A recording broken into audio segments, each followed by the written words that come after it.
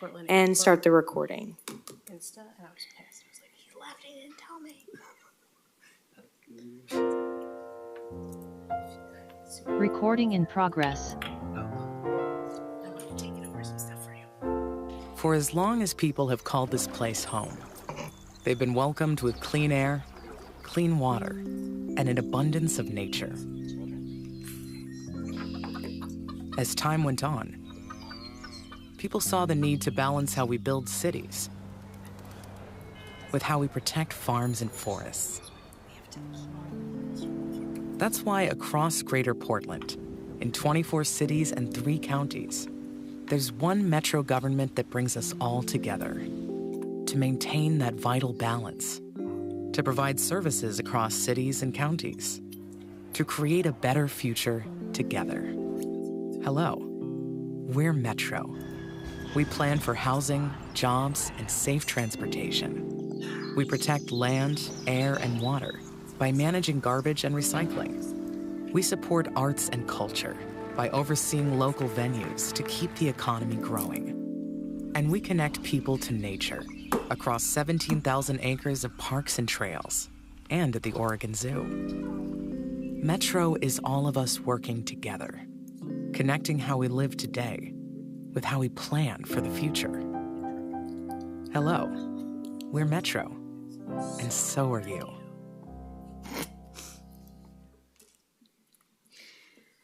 All right, I'd like to declare a quorum and call the meeting to order. I will now ask our clerk, Georgia, to call the roll for attendance. Counselor Simpson, Present, good morning. Counselor Nolan, Present. Hello. Counselor Lewis, Present. Counselor Rosenthal, Present. Counselor Wong, Present. Counselor Gonzalez is excused, and Council President Peterson. Here, just like to be different. All right, before we begin our agenda items, can we please play the safety video for our in-person attendees? Hi, I'm Justin Dunlap, and I'm the department head stagehand electrician at the Arlene Schnitzer Concert Hall. Safety is a big part of my job. From electrical, making sure that I stay up to date on the NFPA codes and regulations, to rigging, where we make sure that everything is safely suspended overhead, to egress, ensuring that our audiences, performers, and technicians have the safest possible route in case of emergency. I'm out here at the Arlene Schnitzer Concert Hall, and you're in the Metro Regional Center. Please note that we're on the 3rd floor of the building. In the event of a fire or fire alarm, please exit through the door in the northeast corner of the room.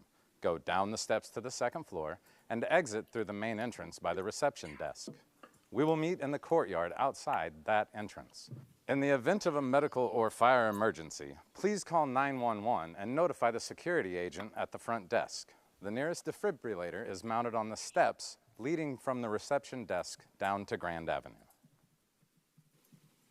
Great, thank you. I will now open public communication on non-agenda items. Georgia, will you please describe to the audience our procedures for the public communication portion of the meeting on non-agenda items? Yes, if anyone wishes to testify on non-agenda items, now is the time to do so. Public testimony will be limited to 3 minutes. I will manage a timer to go off at the 3-minute mark. If you have not already signed up to speak, you can do so now. If you are joining us on Zoom, you can sign up to testify by raising your hand on Zoom. Depending on your version of Zoom, the raise hand function has its own tab or is located within the reactions tab. Those calling in can raise their hands by dialing *9. If you are joining us in person, you can sign up by filling out one of the blue cards in the back of the room and bringing it up to me. For those joining us on Zoom, I will promote you to a full panelist when it is your turn to testify. I will call on your name or phone number when it is your turn to testify, and a window will appear asking you to accept being promoted to a panelist. Once you click accept, your Zoom window will close for just a brief moment before you rejoin as a panelist, or you will be able to turn on your camera if you like. As a reminder, you do not need to give your physical address. However, please introduce yourself for the record before testifying.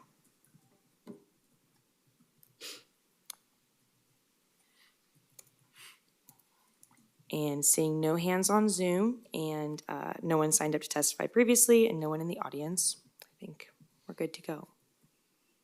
Great, seeing no one running forward and a quick check on line and no one. All right, Nope. then we will close our public communication on non-agenda items and move on to our first presentation. Today, we have the results of the Supportive Housing Service audit.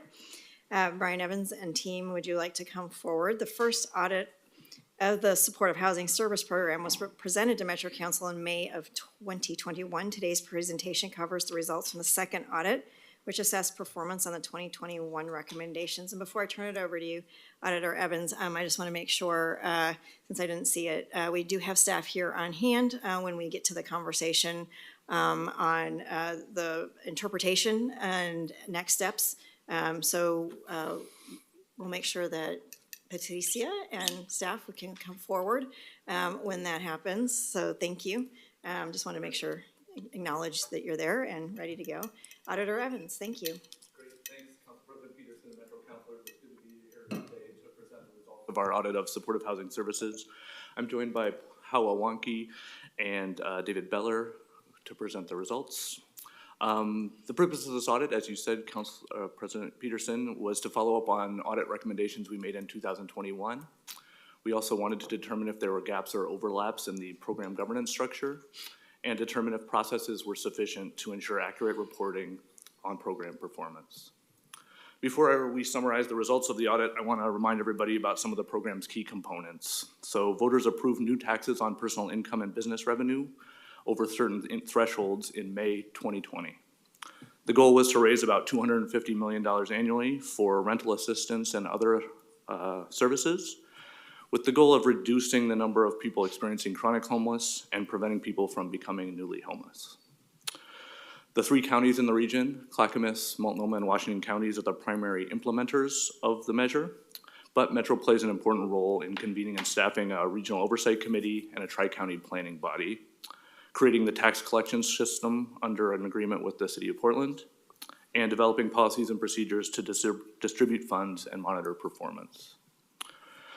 75% of the funds were required to be spent on people experiencing frequent or long-term episodes of homeless. This population was known as Population A. 25% of the funds were dedicated to people at risk of experiencing homelessness, which is referred to as Population B. Each county is also required to maintain pre-measure funding levels. That was to ensure that the new taxes would not replace existing resources, so that there would be a net new gain for each of the county and what was available to spend. Since the SHS taxes went into effect, about $592 million has been collected. Spending has not matched revenue in the first 3 fiscal years of the program. So about 40% of those tax revenues have been spent, which has resulted in a pretty large fund balance, $354 million as of June 30th, 2023. The audit found that Metro made progress on the 3 audit recommendations that we made in May 2021. 1 was fully implemented and 2 were in process. Additional work on the first in-process recommendation will be critical to create a performance measure system that provides reliable and relevant information about program outcomes, and further oversight of administrative spending by the Regional Oversight Committee would help fully implement the second in-process recommendation. The audit also identified opportunities to strengthen oversight by reducing duplication in some areas and clearly assigning responsibility in others.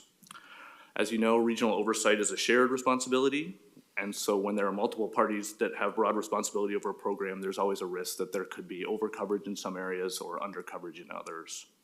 Specifying how each role relates to the others and what timelines are needed to ensure timely alignment would help improve program oversight. Although the performance measure system improved since 2021, when we first looked at the program, there were still variations in definitions, reports, and calculations that made it difficult to understand how the program had progressed. Ensuring reports are accurate and complete is an important element of accountability to the public.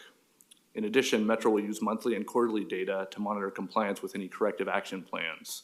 So data's reliability is important to ensure agreements are followed. Finally, data reliability is important not only for the current efforts, but to inform future actions. The Tri-County Planning Body is tasked with creating a regional plan and fostering coordination between the counties. Starting to think about what the long-term plan looks like now will be critical to ensure that the region has a data-driven strategy when the SHS taxes sunset at the end of 2030. I'm going to turn it over to Pawa and David to talk a little bit more about the details of each of those conclusions. Thank you, Auditor Evans. To start, we have the status of recommendations from the 2021 preparedness audit. As Auditor Evans just explained, we had 3 recommendations, 2 of which were in progress and 1 of which was implemented. To reiterate what work needs to be completed to complete all 3 recommendations. First, continued improvement of the performance management system, and I'll talk a little bit later about the gaps we found in the performance management system. To conduct the regional data collection and evaluation work that Metro Housing has slated for this spring. And 3, continue to solicit guidance for balancing direct funding with administrative costs, particularly from the Regional Oversight Committee. Moving to the current audit, we've identified some gaps and duplications in program oversight. We found that council's role in the oversight process should be clarified, and reporting timelines should be aligned to give council more frequent updates. Quarterly reports, and annual work plan reviews are all good opportunities to provide more frequent updates to council on program progress. With corrective action plans, we felt that establishing a more specific definition for material deviations would help set consistent expectations ahead of time to ensure that each county is held to the same standard. Intergovernmental agreements specify that Metro and the counties will establish a process to review the allocation of revenue between counties after fiscal year 22-23, but we did not find indication that this has occurred. Based on the 2022 point in time count, Multnomah County had 85% of the chronically homeless individuals in the region, but only received just over 45% of the funding. Although funding was initially allocated based on where the revenue was generated, there may be room in the IGAs to reevaluate the basis for funding allocation. Establishing a process for changing these allocations could become crucial, particularly for Multnomah County, given they receive significantly less funding per individual experiencing homelessness in their region. With regards to the Regional Oversight Committee, we found some opportunities to refine the committee's focus and membership. The ballot measure states that the Regional Oversight Committee is responsible for reviewing administrative spending and making recommendations to Metro Council. Our review found that the Regional Oversight Committee did not appear to evaluate administrative spending. In some cases, this lack of discussion could be due to incomplete or missing information, though the committee did not seem to be aware of this responsibility. Though the responsibility appears in the ballot measure, it is not found explicitly identified in the ROC's charter. At times, the committee seemed to spend too much time on topics that may have been better suited for another administrative or oversight body. Time spent on these topics could limit discussion of other core oversight roles, such as reviewing administrative spending. Since administrative costs could total somewhere between $200 and $429 million over the life of the program, it's crucial that there is a consistent, independent process to review this spending. Despite adhering to criteria set forth in the ballot measure, we found that 70% of the Regional Oversight Committee's membership were affiliated with the supportive housing field, including some being employed by or serving on the board of entities that received SHS program funding. More diverse representation within the committee can ensure that the Regional Oversight Committee continues to provide independent oversight of the program. Moving on to the performance management system, we found that there were some gaps to address as the program develops. First, the system lacks the ability to measure quality of services and the efficiency of funds. By only measuring the quantity of people served, the system could incentivize programs to provide low-quality services in high numbers. Other measures, such as retention, returns to homelessness, and capacity compared to need, were identified by the Metro's SHS work plan, but these measures haven't consistently ended up in annual reports, though they are expected to going forward. We found some inconsistencies with reporting that made progress difficult to understand. First, the language used to describe overarching program goals has been both inconsistent and unclear. The language for these goals changes between sources, and it's unclear how these goals align either with service types or populations A and B. We also found the use of the measure housing placements may obscure progress. In some cases, housing placements included both permanent supportive housing and rapid rehousing, but in other cases it only included permanent supportive housing. Combining these two distinct service types into one measure causes unnecessary confusion, particularly because these program types tend to serve different populations. Our review also found some issues with reporting templates. Outcome reports and financial reports do not align, creating a barrier to understanding the costs for each service type, and creating a barrier to the public's ability to evaluate programs' efficiency. We also found inconsistencies in data definitions used by the supportive housing services reporting templates. Staff indicated that counties are following HUD definitions for data, but the language used by SHS templates is inconsistent with those HUD definitions. These inconsistencies could result in inconsistent reporting between counties or for the same county between their HUD and SHS reporting. I will now pass to David. The procedures to ensure data reliability were underdeveloped, and the data in quarterly reports appeared to be regularly incomplete or inconsistent. In fiscal year 22-23, as of the third quarter, 2/3 of the data points we analyzed contained inconsistencies between the individual quarters and the year-to-date total, and these differences were as high as 53%. By the end of the fourth quarter, counties had reconciled the inconsistencies in the data. This suggested they had methods in place to provide consistent totals by year end. However, without consistent and complete data in quarterly reports, the program appeared to lack a mechanism to monitor progress throughout the program year. Stronger quality control processes are needed to ensure quarterly reports are as accurate and consistent as possible. The 3 counties do not appear to be using the same methodology to calculate who was served in each of their priority population groups. Clackamas County reported serving significantly higher proportions of population A than Multnomah and Washington counties. This suggested that the counties may be using different assumptions in how they make categorizations with population data. Metro's population definitions are distinct but could be interpreted similarly. Population A includes an imminent risk of homelessness, while population B includes a substantial risk. An important role for Metro is to ensure that the counties use similar enough data reporting methods that the data can be aggregated to report the overall impact to the public. Another way county data may not be comparable is how non-SHS funding services are reported. Certain counties' reports included service provided by non-SHS funds, while others did not. This could overstate the impact of SHS or set unrealistic expectations for future performance. It could also be misleading to the public about the impacts and efficiency of SHS funds. Metro County's fiscal year 23-24 budget showed it expects about 45% to come from SHS. Multnomah County utilized non-metro funds to help exceed their eviction prevention goals. If services provided by non-SHS funds are reported, it would overstate SHS program performance. Looking ahead, serving people experiencing or at risk of experiencing homelessness will require long-term planning. Successfully meeting program goals could result in the need to provide ongoing support for at least 5,000 individuals. Some portion of individuals may require SHS services for the rest of their lives. One consideration is how many people will need long-term or permanent housing support versus the number who may move towards partial or full financial independence. County's data show that people experiencing homelessness reported substance use disorders, serious mental illness, or other conditions which may limit their ability to move towards independence.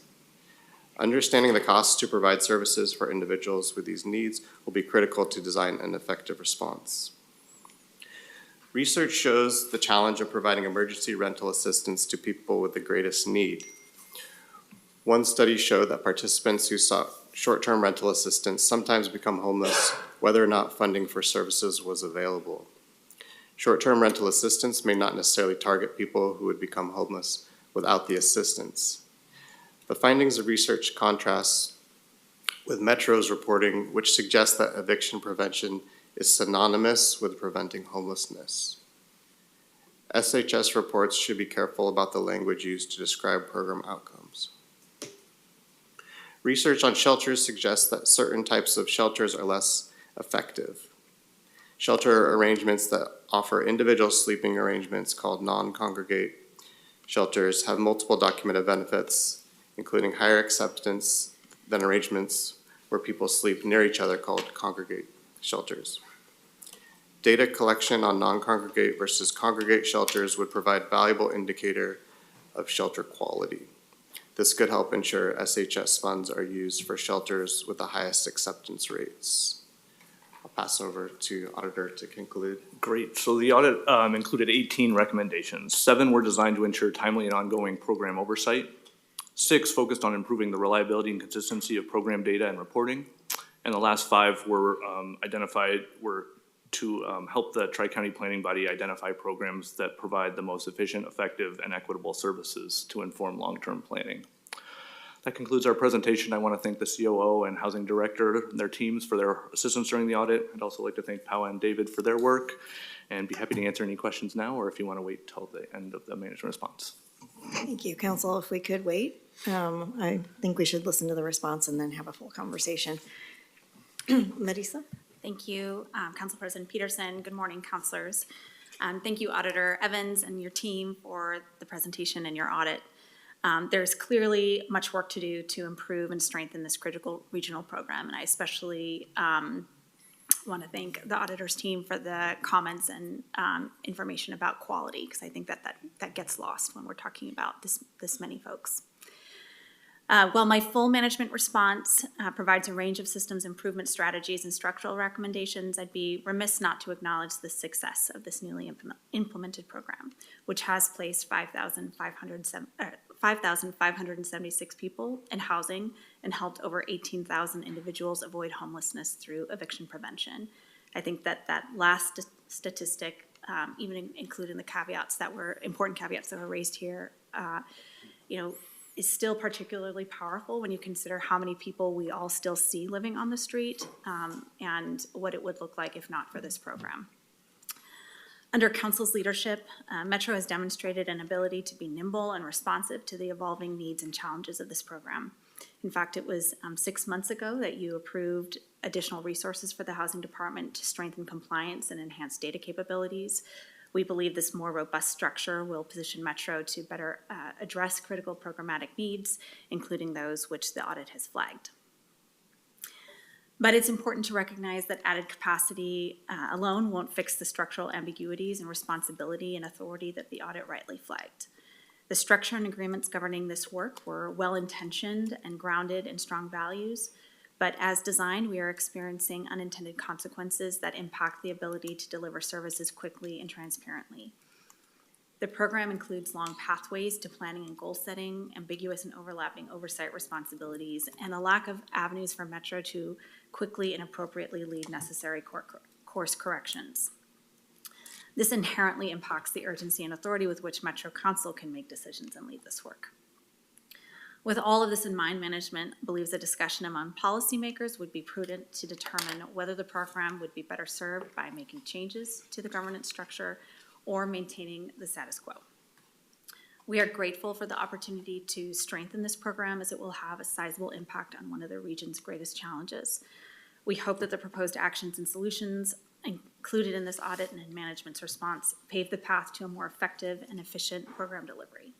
I want to thank again the auditor and his team for their thoughtful assessment of this program and subsequent recommendations. We look forward to continued discussions and direction from you, Council, during this next stage of SHS program evolution. And as Council President Peterson said, Patricia Rojas, Housing Director, and other staff are available to answer any questions that you might have. You want to come forward? Great, thank you. Councilors, questions for either the auditor or our management?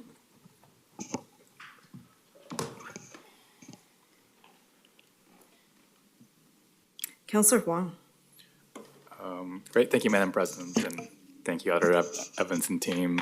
Really always appreciate your thoroughness and attention to detail and all your recommendations.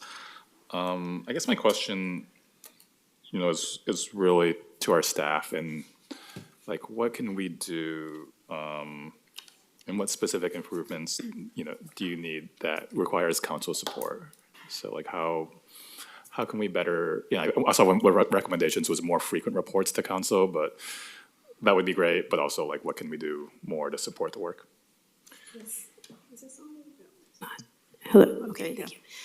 All right, thank you so much, Councilor Wong, for the question. As you know, we are about 2.5 years into developing this 10-year program, and we do have a lot more work to do, as our COO just mentioned. As such, there are going to be a lot of policy and programmatic, I'll just say, opportunities to develop new elements of the program, to improve elements of the program that already exist. And that's going to require ongoing guidance and ongoing direction from council. So, as we pointed out, and hopefully you saw this in our response, is that we will be coming to you and asking for guidance. One of the areas, as noted, is governance. And so we'll want to get your guidance on how well our oversight committee is operating. Do we have the right structures in place? And so that's just one example of many, but I think it would be not really capturing the nature of where we are, which is building something unprecedented, which is going to require ongoing partnership and guidance from council. And what we are looking forward to is coming to you more frequently in our work sessions, keeping up with you in 2-on-1s, continuing those conversations and being as available to you as possible and seeking that guidance. Great, thank you. And I do have a question kind of around the policy setting and what level this policy is set. So I saw one of the recommendations was, having a more formal corrective action plan process, but like the process never really came to council. So is there policy making happen at the staff level that's kind of adopted by oversight committees, or, I guess just how are we making some of these policies that are in the recommendations? Or do you want to take this, Marisa? Yeah, I think, there are definitely different levels. To speak a little bit to the corrective action plan process, I think that it does make some sense to look at kind of the definitions that we're using and to try to define it. Initially, we tried to leave those definitions a little bit broad because this is a new program and we anticipated that there would be, sets of circumstances that were unanticipated, and we wanted to be able to identify those as needing correction and act on them without being unnecessarily, tied down by, criteria that maybe were a little too narrow. I think council can really help the program by setting really strong values around accountability, excellence, quality. And then I think the big discussion that needs to happen is, the balance in these relationships that we have with our partners. Because I think what we saw in the corrective action plan, the way that it was implemented was that, it took a long time. It took from March of 2023 and ultimately didn't fully resolve until October of 2023 when the Multnomah County Board of Commission voted to approve the final allocations. And I think part of that timeline was that this was the first time we did it. It's a new program. Part of it was also that we weren't really recognized as a funder in that situation, a funder needing to correct deficiencies that we were seeing. And so there was a bit of time spent on establishing our authority. And I think, rightly, the governance structure has an assumption of collaboration. But if you're in my role, you have to look at things through a risk lens and what happens if there isn't collaboration? What then? And I think that's what's missing from some of our governance structures, as well as,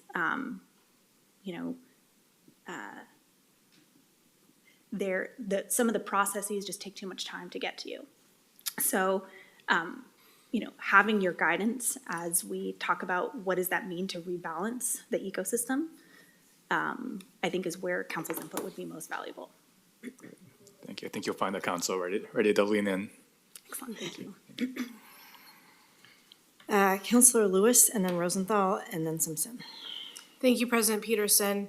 I'd like to thank the audit team and our housing team for good work here. People experiencing homelessness lose their housing for any number of reasons, oftentimes compounding reasons, in their path out of homelessness. is oftentimes unique and select items from the menu of services offered that need to be tailored for each individual person. So as we are going through helping individuals, we also need to stay focused on the systems level. What are we achieving? And there are two ways to measure that. One is my regular driving route, my regular walking route. What do I see? How are folks getting help in my community as I see them experiencing it? The other way to look at it is through data. And as good as our data is, I think it's a point of stress. So I'd like to hear more about our data reporting and how we've been able to change data over the past year and what we need going forward. So a year from now, data doesn't have question marks next to it and we have some assurities. Thank you so much for the comment and for the question to hear more about data reporting. And, you know, as you might already know, we set out to create this regional program, but the building blocks are these local COCs, continuums of care, which are based in 3 different county institutions. And so what that means, practically speaking, is that you have 3 different ways of gathering information, 3 different ways of talking about it, 3 different methodologies for just data practices, more broadly speaking. And so what that means for us as we develop this regional system of care is that we have to do a lot of alignment work. We have to do a lot of unpacking about where those disparities are between the counties, where they're already aligned, and we have a lot of work to do yet to create an SHS data collection and reporting program. Where we started in year 1 was these ad hoc reports, where we said, counties, we recognize that you are in different places, you are collecting information that you're describing in a variety of ways. We recognize those differences, but please tell us what you can. And so they did. This was very ad hoc. Year 2 was a very different story. So that's what we're in today. Is like we have this template that we've created that breaks down by service type, that breaks down information by demographic information, that breaks down information and services by population A and B, as an example. So that's just one set of areas where there have been changes made to the templates for reporting, and there's more apples to apples happening. So we're making progress towards that kind of collective view across all 3 counties. We also made changes in our financial reporting, so how we are reflecting investments by counties across the counties. We heard from our oversight committee that it was hard for them to understand or kind of have like a comparison point across the 3 counties when it came to financial expenditures. And so our finance manager and their team did a fantastic job of updating those templates and reflecting the requests of the committee, and it's a lot clearer, and again, it's a lot more apples to apples. Now, that doesn't mean that we're there. We have a lot more work to do. And part of, to your question, you know, is you all have taken a big step forward in helping us as a housing department make progress in that direction by helping us staff up. So, you know, we're pretty tiny still, like we're growing, but we are also a brand new department. And a lot of this work takes capacity both inside of Metro as well as with our partners, which we're all doing. We're all staffing up. I am happy to announce that we have hired a data lead who is like the leading expert in the state on HMIS and homeless services data per se. So you might know Hunter Belgard. If Hunter, you're watching, giving you kudos and welcome to Metro.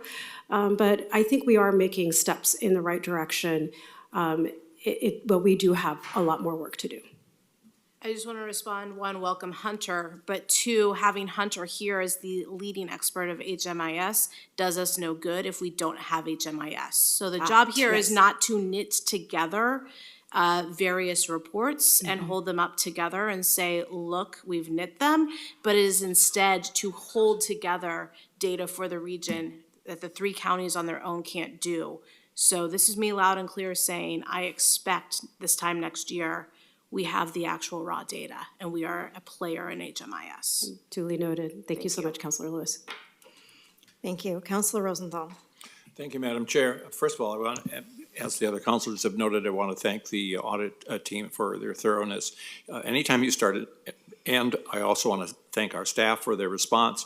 Anytime you start a new and complicated program, you know you're going to have adjustments on the way. And this is a process that I think we should welcome, and I think they do. And there are always going to be corrections. You know, the first moon launch had a lot of programs that needed, shall we say, correction after they got back. So it's something that always happens. I have two particular questions. First of all, of the recommendations that you've made, how many of them will require a multi-year effort, or can they be accomplished within, say, the scope of a year? And the second one is, you mentioned particularly that we have measures of how many people we've served, but not the quality of the services that we provided.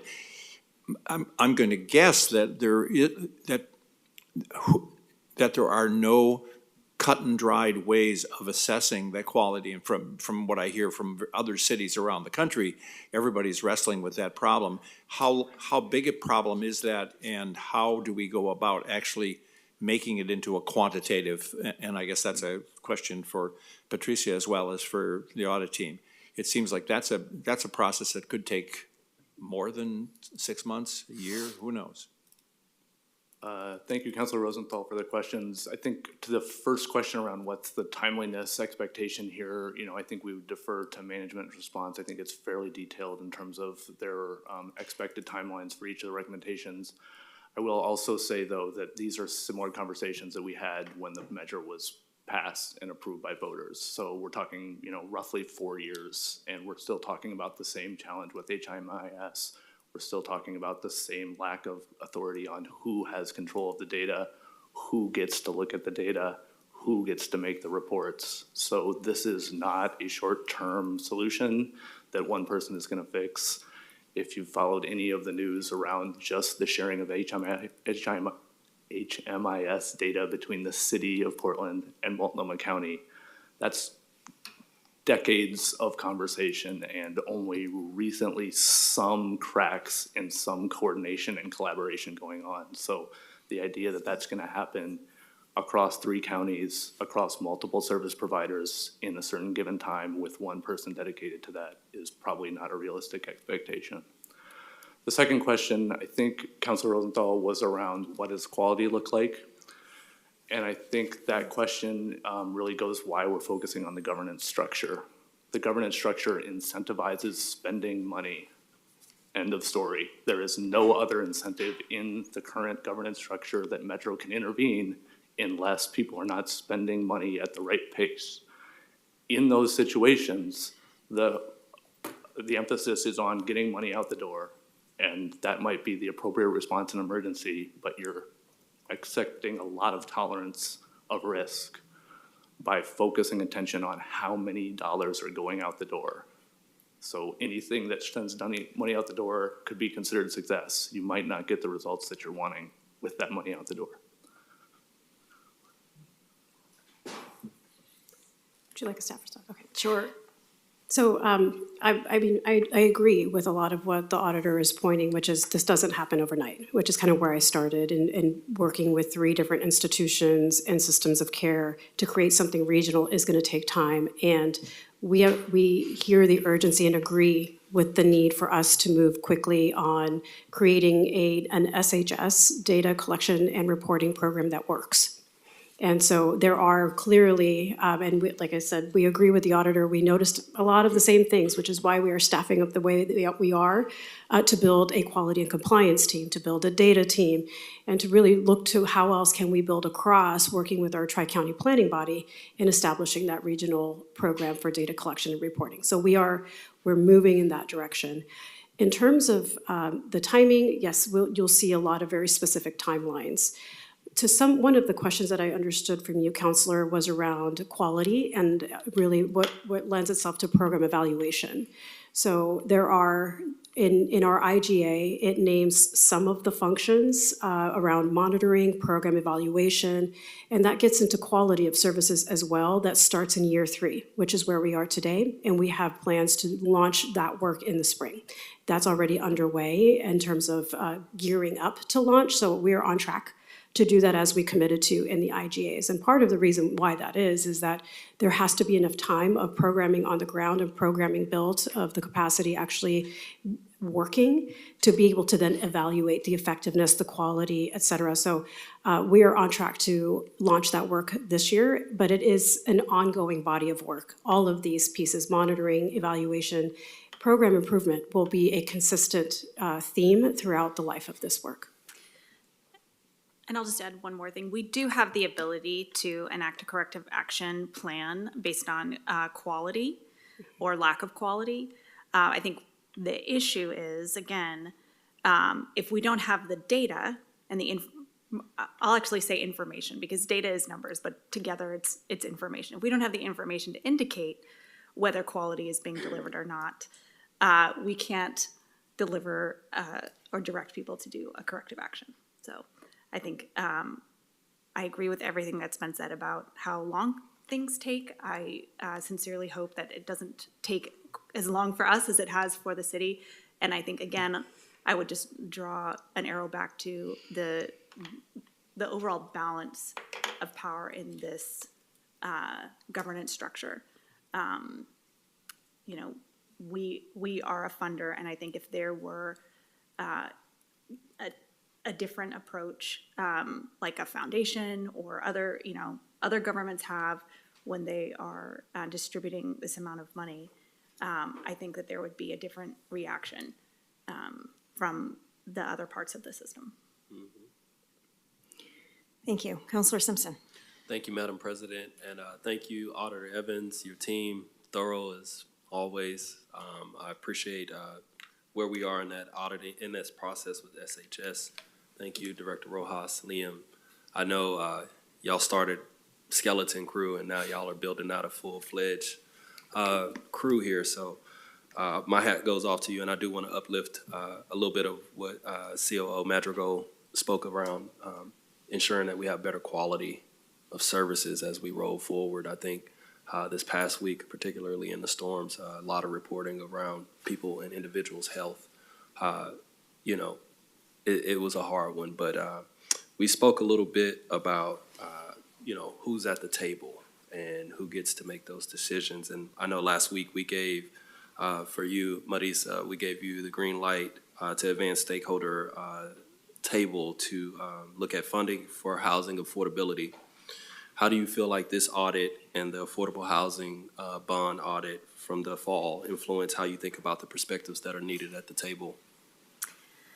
Thank you, Councilor Simpson. That's an excellent question. And I think for me, it just speaks to the need to have a broad stakeholder perspective, not just Metro, not just our direct partners in the system, but making sure that people with lived experience are being centered in our decisions, making sure that we are taking into the perspective of service providers, of advocates, of you know, kind of every component of the system, including and most importantly, people who would challenge the way that we are doing things today, and you know, who may have ideas from other places or conflicting ideas. I think those need to be heard and debated as a community, because this is something that we need to figure out how to move forward on together.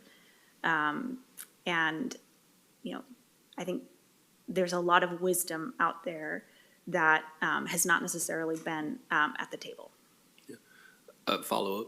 How do you anticipate doing that outreach and engagement to make sure that that table is set correctly, like in filling those gaps in those areas? Mm-hmm. That's a great question. So we are still formulating the timeline and the agenda for that table, but we have been with the team been soliciting names and just trying to look at the overall composition. Making sure that there's geographic representation, lived representation, that our partners are at the table. And I think there'll be a little bit of an iterative, not everybody that we invite may be able to make it, and so we'll really have to probably do a couple different rounds of appointments to make sure that that final table includes all the perspectives that we need. But there's a broad outreach planned. Thank you. Thank you. Let me just, before we do another round of questions, just draw a parallel to Metro's past, and that is when we were first created 40 years ago, we were new to the table in terms of land use, transportation planning, and our authority, and a whole new set of responsibilities to be able to coordinate how we grow, when we grow, how to do that together so that no community is left out. And within the first 20 years, it became necessary to understand that we needed to actually coordinate the data. That became our role in the regional land information system was created. And it was one of the first in the country to actually coordinate the data together, but it took an extreme amount of trust from all of the cities and the counties to be able to come together, and also a big conversation about privacy, because at the time you had to go in and physically look up deeds to find out who owned land, and suddenly overnight you could just do one click on a parcel and information would come up with information about that piece of land and who owned it. And now you can go on not Reddit, Zillow, Redfin, and it's all there, right? So 20 years later, it's all online for everybody, not just for the companies or the staff in the region. And we're able to do so much more on coordinating. Where should we be building? How close should we be building to streams? We can have conversations like that. And it's about the quality provided. But that took a really long time and a long time to build trust. And I really appreciate you pointing out, that it's taken the city and the county a long time to build that trust. And now we're coming in. And I think we need to find a way to accelerate that. And so I guess my challenge to staff here and to the council is how do we accelerate that trust level? Because what we really need is the performance metrics that we want to get to so that we can have a conversation about what it means so that it's not these what-if conversations of how are you going to use the data against us. And I think that's really a hard place for staff to sit, is that trust of how are you going to use this data against us as the provider. And I would say that means everybody has to come to the table differently. And I think we need to have some best practices out there of other jurisdictions. I don't care where we are in the world, other jurisdictions that have put out that kind of quality of performance metrics, because if we do have too narrowly defined a performance metric, then we are actually potentially pointed in the complete wrong direction, but we may never know. So I would just say we need to get those so that all of us up here, everybody in the audience knows where we're headed, and that needs to be accelerated so that we do know that when we're sharing data, that there's a trusting environment and a learning environment, that it's not going to be slap your hand corrective action on everything, but yet, yes, that is hanging out there. And yes, on the Oregon Land Use Planning Program and with our own charter, if a city is not in compliance, we as Metro do have the authority to do the planning. We have never used it. I'd like to get to the point where we have corrective action capability, but we never have to use it because there's a trusting learning environment. So I guess that's my challenge to all of us, is how do we get to that point? And not that you're going to have the answer right here, but where are we in getting to that place? We have the planning body, but how do we accelerate this trusting learning environment?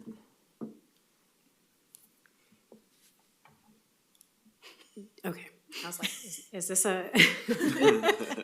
So obviously there is no clean-cut answer to this, and I appreciate you raising this, Council President, because as the saying goes, things moved at the rate of trust. Right. So to the extent that you have trust, things move, and so you're raising that point is well taken. All I can say is that I think part of this comes back to our commitment to making sure that what we have put in place is working as best as it can, first of all. That we're providing clarity where we need to provide clarity. I think that is also a reason why trust sometimes is broken. is because it isn't clear how things are actually structured to work, where people fit in, et cetera, what expectations we have of each other and what expectations we have of our processes. From a fundamental perspective, Metro, and I'll just say Housing Department for sure, we commit, and we have been, I think, demonstrating a commitment to collaboration, to working with and bringing along as much as we can. And I think that there is a need for us to examine what structure and processes best support that. So back to my point of like examining our current governance structures, our current processes, our relationships, like how we support all of that. If it's not with a lens to what fosters trust, then trust may not magically happen, right? And so I think I appreciate you raising it. I can't provide you an answer, but what you will hear from me is a commitment to re-examine our structures, our processes, our relationship with an eye towards how we can better foster trust. And again, thinking through what does, and again, things like clarity and transparency and us being all on the same page towards like, do we have a clear north that we're all driving towards together? Because that's where things start to go sideways. So you have a commitment from the Housing Department to work with our COO, to work with you, to figure out how Metro wants to do that. Thank you. I'd also like to add something, if that's Please, okay. of course. Yeah, for the record, Liam Frost, he, him, his Deputy Director, Housing Department. As Patricia said, I just want to double down. It isn't clear cut. So on this data question, where we have experienced a number of challenges, and we now feel a sense of urgency to get results on that, there are other areas in our department where our staff are working with county partners every day. Abby Ahern and the Tri-County Planning Body Regional Alignment Team is working with county partners on healthcare alignment. We've got Ash Elverfeld right now about to launch a Tri-County RFQ, it's called at Metro here. And in order to do that, Ash has had to work with county partners and get that buy-in and that trust. So there are areas where there are challenges, but there are also areas where our dedicated staff are working with their peers every day and counterparts and building that from the ground up too. So I just want to reassure council that in some places it's a challenge, in other places it's really coming along really well. I appreciate that. Thank you. Councilor Lewis and then Councilor Nolan. Sure, thank you. I really appreciate this audit because it touches on kind of all three structures that we need to think about. One, the measure itself. Two, our implementation here at Metro. And three, the translation and implementation at the county's levels. So when I think about one of the structural issues you pointed out, the funding allocation to the three counties based off of assumed revenue raised by those three counties, and the stress of that versus the amount of homeless population counted in those three counties. You seem to be pointing to a structural issue. You point out that the IGA doesn't touch the allocation and that it is just embedded in the measure text itself, nowhere else. Do we talk about that? So I guess I'm curious to hear from you. One, did you consider other data points such as the other funds towards homeless services in the three counties and how that would stack up comparatively? And two, are there other structural issues of the measure itself that didn't shine as brightly in the audit that you'd like to raise here today? Thanks for the question, Councilor Lewis, or questions. I'll probably not answer the last question because usually we want to let our audit work, and we spent a considerable amount of time thinking about the language and the data points that we put in this report to make sure that it's responsive to this moment in time. So I don't know if I'll go off the cuff on other structural issues, but on the structural issues that we have included in the report, I think when we have a paragraph in the report that basically gets at this question of if you just look at SHS funding in isolation and you looked at the point in time counts, either total people experiencing homelessness or chronically experiencing homelessness, at the measures outset, chronically homeless was the measure that, from all intents and purposes, was the key metric, and it's included in one of your strategic targets. So I think to think about that just from this council's perspective is you could adopt that strategic target right now. You could perfectly meet the goals of SHS program, and those two things could be different at the end. You might not reduce chronic homelessness counts and you might still have successful, met the requirements of SHS. And so I think that, to me, speaks to the structural issue at the heart of this. There's an implied goal, there's not a stated goal, and so the farther you get from the implied goal, the harder it is for people to know from that origin story what the intent was to start. As you go down the path of potentially referring another measure to the ballot, you know, I think you're rightly pointing out there's at least 3 different issues, right? You're talking about what do we do with surplus revenue? That's gonna get a lot of attention in the press and among partners. It's not gonna solve your governance problem. You have a governance problem with multiple elected bodies and amalgamations of elected officials on oversight bodies and providers on those oversight bodies. And so there's a lot of cooks in the kitchen and there's not a clear decision-making structure. So, you know, having the governance reform mindset going in is gonna be hard to maintain when the conversation turns to money. And that's likely where you're gonna end up, I think.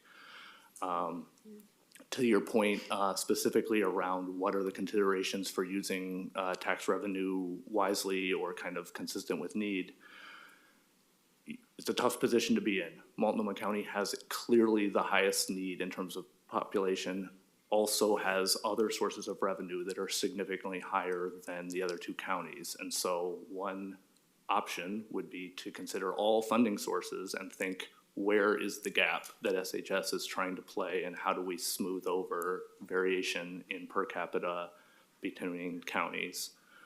The other would be to leave it as it is, where tax revenue is generated where it is. That's politically the easiest way because folks that pay money think that they should get the money equally back for their tax revenue. So that is the current structure. And then there's variations within that where you could come up with some variation in there, but at least our interpretation of the IGA says this is how it was intended based on where the revenue is generated. The IGAs seem to leave openings, and I would defer to Metro Council, Metro Attorney to advise on that, but it looks to us like there's a mechanism where you could say that was the original thought. We have other options here, need, availability of other sources, things like that. Thank you. Carrie, I'm not putting you on the spot today. Take your time. Thank you. Councilor Nolan. Thanks, Madam President. One of the opportunities of coming late in the queue for questioning is that you get to hear all the good information that has been provided both by the audit team and the housing department. One of the problems, though, is that new issues are raised and my list of things to talk about has expanded as a result of that. I want to touch a little bit on conversations we've had about trust here and make sure I heard most of that conversation, at least the way I was hearing it, may not have been what you intended, was about trust with our partners, specifically the counties.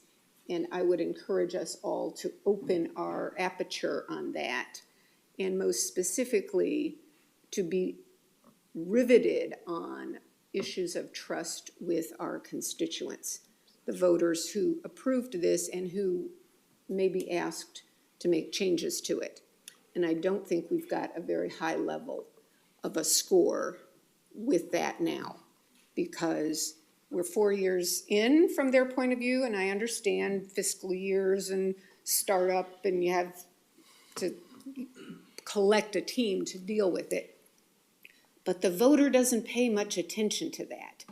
They say, I voted for this 4 years ago. Some of them say, I started paying for it 3 years ago, and I'm still seeing human suffering on the sidewalk. So my appeal is just that our aperture when we talk about trust is broad enough to include that. Secondly, trust evolves from a lot of different things. And among them, high on my list is consistency. And for me, the consistency that too often gets ignored is the trusting relationship with stakeholders who are performing well and who observe that those who may not be performing well or may not be performing in compliance with the ballot measure itself or the IGA are getting away with it. I am more concerned about making sure that the partners and allies and stakeholders we have who are doing what they should be doing and are delivering success for human beings in dire straits are the ones we want to reinforce and encourage. So while we need to pay attention to, and I appreciate the firmness with which the staff brought issues with Multnomah County earlier on in the improvement plan, that's great. But let's don't lose sight of the folks who are doing well. And in fact, let's import what they're doing to the extent that that can be applied to other counties. I could talk about a lot of other issues, but the other one I wanted to talk about is how we continue to evolve and improve our conversations and two-way dialogues with all those stakeholders against the raw need of human beings on the street. And I hope that that can be iterative as we, for example, as the COO mentioned, expand in intentional ways the stakeholder tables and the public engagement. If you need something from council so that you can do that without stopping the push and the urgency on the delivery of services, let us know. Thank you. I don't want to have to make a trade-off, but if there is a trade-off, I'd say good enough is good enough. And we're not going to let the perfect on our engagement process get in the way of helping people who are freezing, in some cases to death, because of shortcomings in our governance and in other things. It's a lot to do, and I don't mean to belittle it. I don't mean to suggest it's something you can resolve by the end of the day today. But I do think we really need to focus on the things that are most urgent now, the human suffering that this is all about resolving, or at least mitigating. Thank you, Counselor.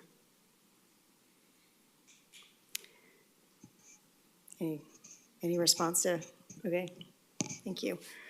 Thank you. Thank you, Auditor Evans. Thank you, staff. This is the issue of our times. It is part and parcel of our region coming back. It is part and parcel of showing that we can do big things, and there's a benefit to everybody. And we wouldn't have been moving in this direction if there wasn't a greater public benefit to everybody by working on this issue, because there is a cost of doing nothing. And that is a greater cost both to lives as well as to the livability and economic viability of our region. So I recognize this is the second audit. I believe this is the first audit that was able to actually monitor the effectiveness of the program post-implementation and has shed some critical light on opportunities to improve both the structure and outcomes of the program. This program, as I've called it in the past, is our region's moonshot. It's a huge effort that's fundamental to who we are as a region.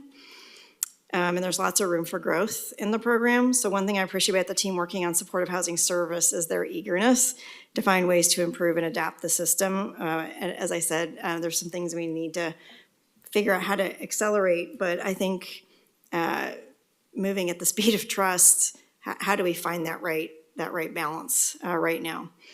And I think you share the council's goals of seeing a fundamental change in how our region addresses homelessness and ensuring that we have the resources to support the thousands of Oregonians who have been waiting far too long to receive supportive housing. There's been good work done so far, as our COO mentioned. 5,776 people have been placed into housing, while more than 18,149 individuals have avoided homelessness altogether through eviction preventions. So while there is no magic fairy dust, this is hard work. Nobody said it would be perfect. One of the reasons we appreciate audits like this is because it offers an outside perspective. on how to improve our system, and this is a new system. We can never rest on our laurels, and I think what you see up here is a council and staff that are trying to create a learning culture in order to be able to move forward. So my thanks to Auditor Evans and the auditing team. Thank you so much for your work, and to our staff for your commitment to growth and improvement on this work. And we'll move forward and really dig into some of these recommendations. So thank you. Thanks. Thank you.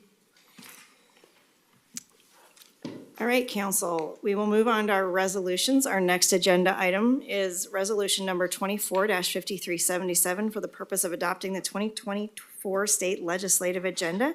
Annalisa Curler, would you like to come up with the rest of your team? Metro state legislative priorities and state legislative principles support Metro policy goals and funding priorities through engagement with the Oregon State Legislature. Metro Council has had the opportunity to provide feedback many times on both the state legislative priorities, which are updated annually, and the state legislative principles, which are updated as needed. Yes, I will turn it over to Annalisa. Thank you. Thank you, Metro Council President. Good morning, Metro Councilors. My name is Annalisa Curler. I'm your Legislative Affairs Manager here at Metro. I use she, her pronouns. And I'm Jenna Jones, and I use she, her pronouns. I'm your State and Regional Affairs Advisor, and it's good to be with you all this morning. It is. If we could pull up the PowerPoint, please. So like Metro Council President said, we are here today for the approval of your state legislative agenda. As a reminder, we have been before you 2 times over the course of the fall to discuss legislative priorities and legislative principles. So hopefully none of this is new information to any of you. And these legislative priorities and principles were created in collaboration with council, with all of you, with Metro staff, with our partners in the region, local jurisdictions, legislators, community organizations, and others. Your agenda is composed both of legislative priorities and principles. Today, we plan to go over both of those in some detail and then hold time for questions. If you want to advance next slide, please. Before we dive into that, though, I want to bring up 2 very special guests, Kyung Park and Aaron Dees from Espousal Strategies. They are going to be our contract lobbyists for short session. As I think you all know, I am likely leaving at some point at the end of February, beginning of March on parental leave. And so we have hired a contract lobbying firm to provide some coverage. So I'm going to turn it over to them to formally introduce themselves. Hello, Metro Council. My name is Aaron Dees. I'm with Espousal Strategies, and this is my colleague, Kyung Park. We are very excited to work with you all in your government affairs team. I've known Annalisa for a number of years, and February sessions are notoriously miserable. The bright spots will be to work with Jenna and Annalisa this session, so we're excited to be here. Mm-hmm. I mean, I introduced you. Yeah. We didn't, obviously, not embarrassed this. My name is Kyung Park. Pleasure to meet you all here today. One of your contract lobbyists from Espousal Strategies, and really looking forward to representing Metro down in Salem this session. Mm-hmm. So both Aaron and Kyung and I think, will be attached at the hip through most of session, just not knowing exactly when I will be leaving as these things go. So if you have any questions at all, definitely feel free to reach out to any one of the 4 of us. This is your state lobbying team for short session. Next slide, please. And I will be extremely miserable without Annalisa whenever she does go on leave, even with great contract lobbyists. I just wanted to provide a reminder that next Thursday at the zoo, we are hosting our first ever legislative breakfast. And right now we have over 40 legislators and staff from their offices RSVP'd to show up and hang out with us at 8:30 in the morning. So we're excited to see you there, and you'll get some email updates on agenda and that stuff beginning of next week. Next slide. So we wanted to start first with your legislative priorities. Just a reminder that your legislative priorities are meant to be session specific. They are meant to highlight the things that Jenna myself, Kyung, and Aaron will be spending the bulk of our time on. They are also not meant to be comprehensive, as you know. There are bills that we don't know about yet that might drop out of the sky on us, or other opportunities that we will want to seize, and we will definitely seize and engage on all of those. So it is meant to be a moment in time, what we know best, very session specific. This is a short session, so as a reminder, the short session is meant for budgetary tweaks, bills that almost saw their way across the finish line, getting across the finish line, and those types of things. So the legislative priorities that are before you are very much modest in their makeup. This is not the time for big policy priorities or those types of things. That being said, I feel like every short session or so, there are one or two major pieces of policy legislation or priorities that the legislature does decide to tackle this session. That is very much Measure 110 reform and housing production. So we anticipate that those will be the main drivers of the session and where a lot of the focus will be. Next slide, please. Before diving into the list of legislative priorities, I did just want to highlight one of them because this is a new addition since the last time we were before you, and that is the Hillsborough Hops Stadium improvement. As many of you know, Hillsborough Hops is a minor league baseball team that is located out in Councilor Gonzalez's district in Hillsborough. The minor league baseball folks have upgraded the facility standards that are required for minor league baseball teams, and the current stadium does not meet those standards. And so the Hillsborough Hops have come to the legislature to ask for the last dollars in, $15 million of a $125 million project to ensure that they can have the stadium that they need that meets the standards. If they are unable to secure this funding by March 15th, they will be forced to look elsewhere. It will be owned by the city, so just want to be clear about that. Next slide.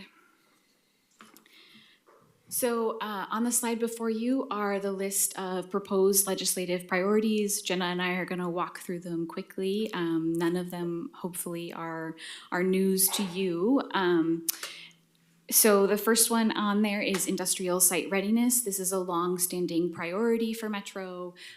This is a program that currently exists at the state level that provides funding and capital to make industrial land ready for development. We are joining our coalition partners at OBC, the Port, Hillsborough, and others at advocating for increased funding and extending the sunset of this program. The Hillsborough Hops, I just went over it, so I'm not going to go over it again, but that is currently on your proposed legislative priorities. In addition to that is some really standard language we have around urban growth management or land use. We anticipate this session that the governor's proposal around a one-time expedited UGB process is going to be the main conversation when it comes to this bullet point.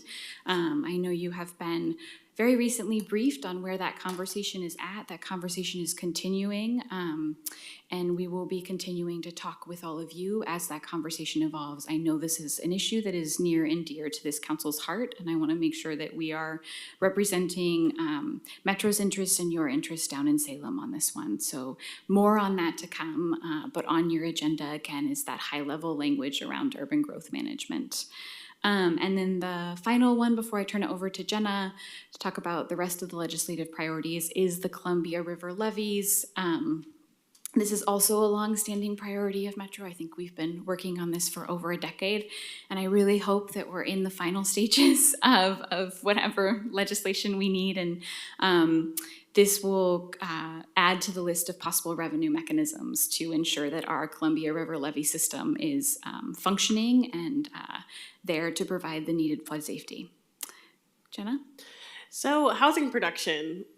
This is a priority that we're hoping that you would adopt. There are a couple of different proposals coming this session. One that is kind of a holdover from last session around the Oregon Housing Needs Analysis, and that's applying it to the urban unincorporated areas within our region. That was a work group that met this summer and came up with some language. We met again yesterday just to look over the final LC, and people didn't have much to say. We got 30 minutes back in a meeting. So hoping that that is smooth sailing. That was kind of some of the groundwork of housing production stuff that passed last session. The other part, Annalisa spoke a little bit to it, but the governor's housing package, there is a lot of funding in that package around housing production and really trying to get things started, particularly around infrastructure financing. There's $200 million proposed in that package. There's some moderate income housing financing for $200 million. This is an in lieu of taxes, like fee in lieu of taxes structure, so it makes more sense at moderate income instead of affordable housing, which gets property tax credits. There's some site acquisition funding for $40 million, some site remediation and readiness funding for $10 million. There's climate-friendly incentives for new housing that's being built under this bill. That's going to be $20 million for electrification, for AC, those kind of things, kind of pairing with the healthy homes initiatives and heat pump bills we've seen in the past, but targeted less on retrofitting old buildings, but all of the new construction is what it would apply to.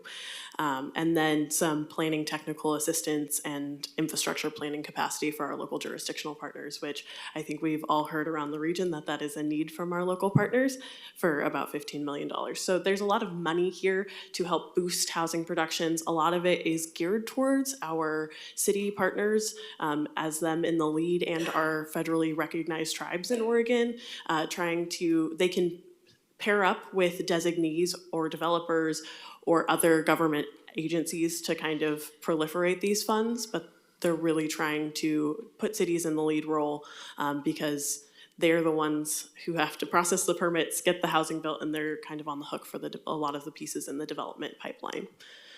The next priority is another carryover as well, is right to repair. As a reminder, that is allowing consumers to have the tools and the instructions to fix their own devices.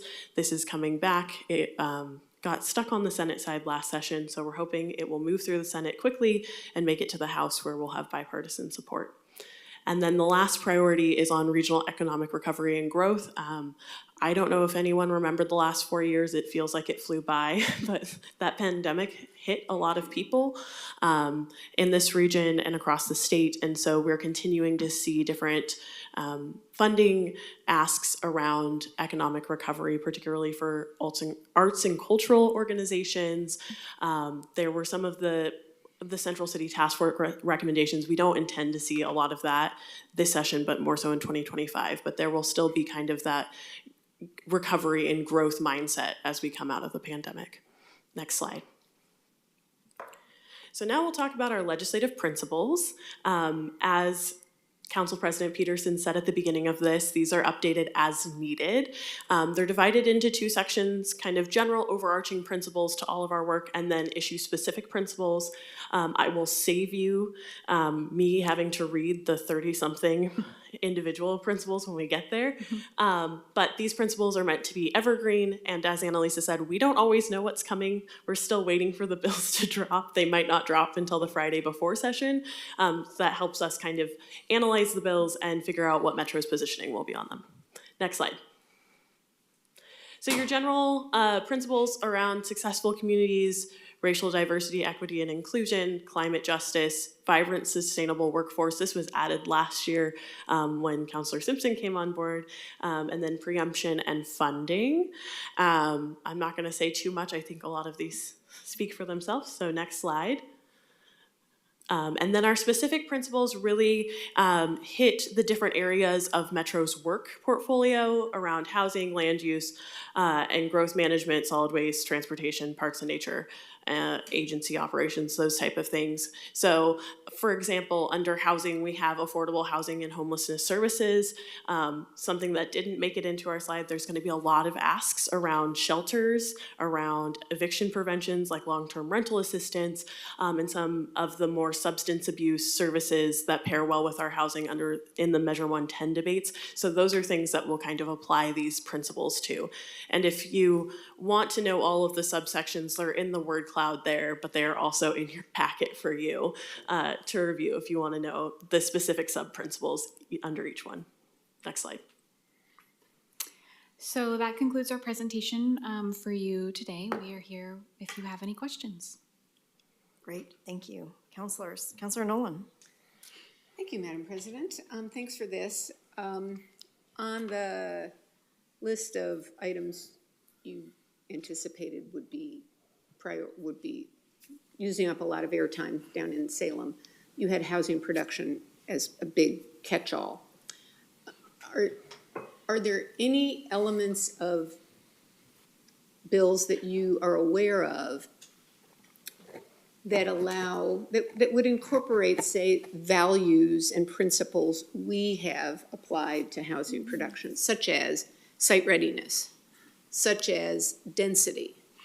And if they're not there, I'd like for us to have a conversation about that, because that adding elements of that reward density as meeting our climate goals, our land use values, our principles, I'd like to encourage you to try to get that included, find legislators who would be allies of ours for including language around that.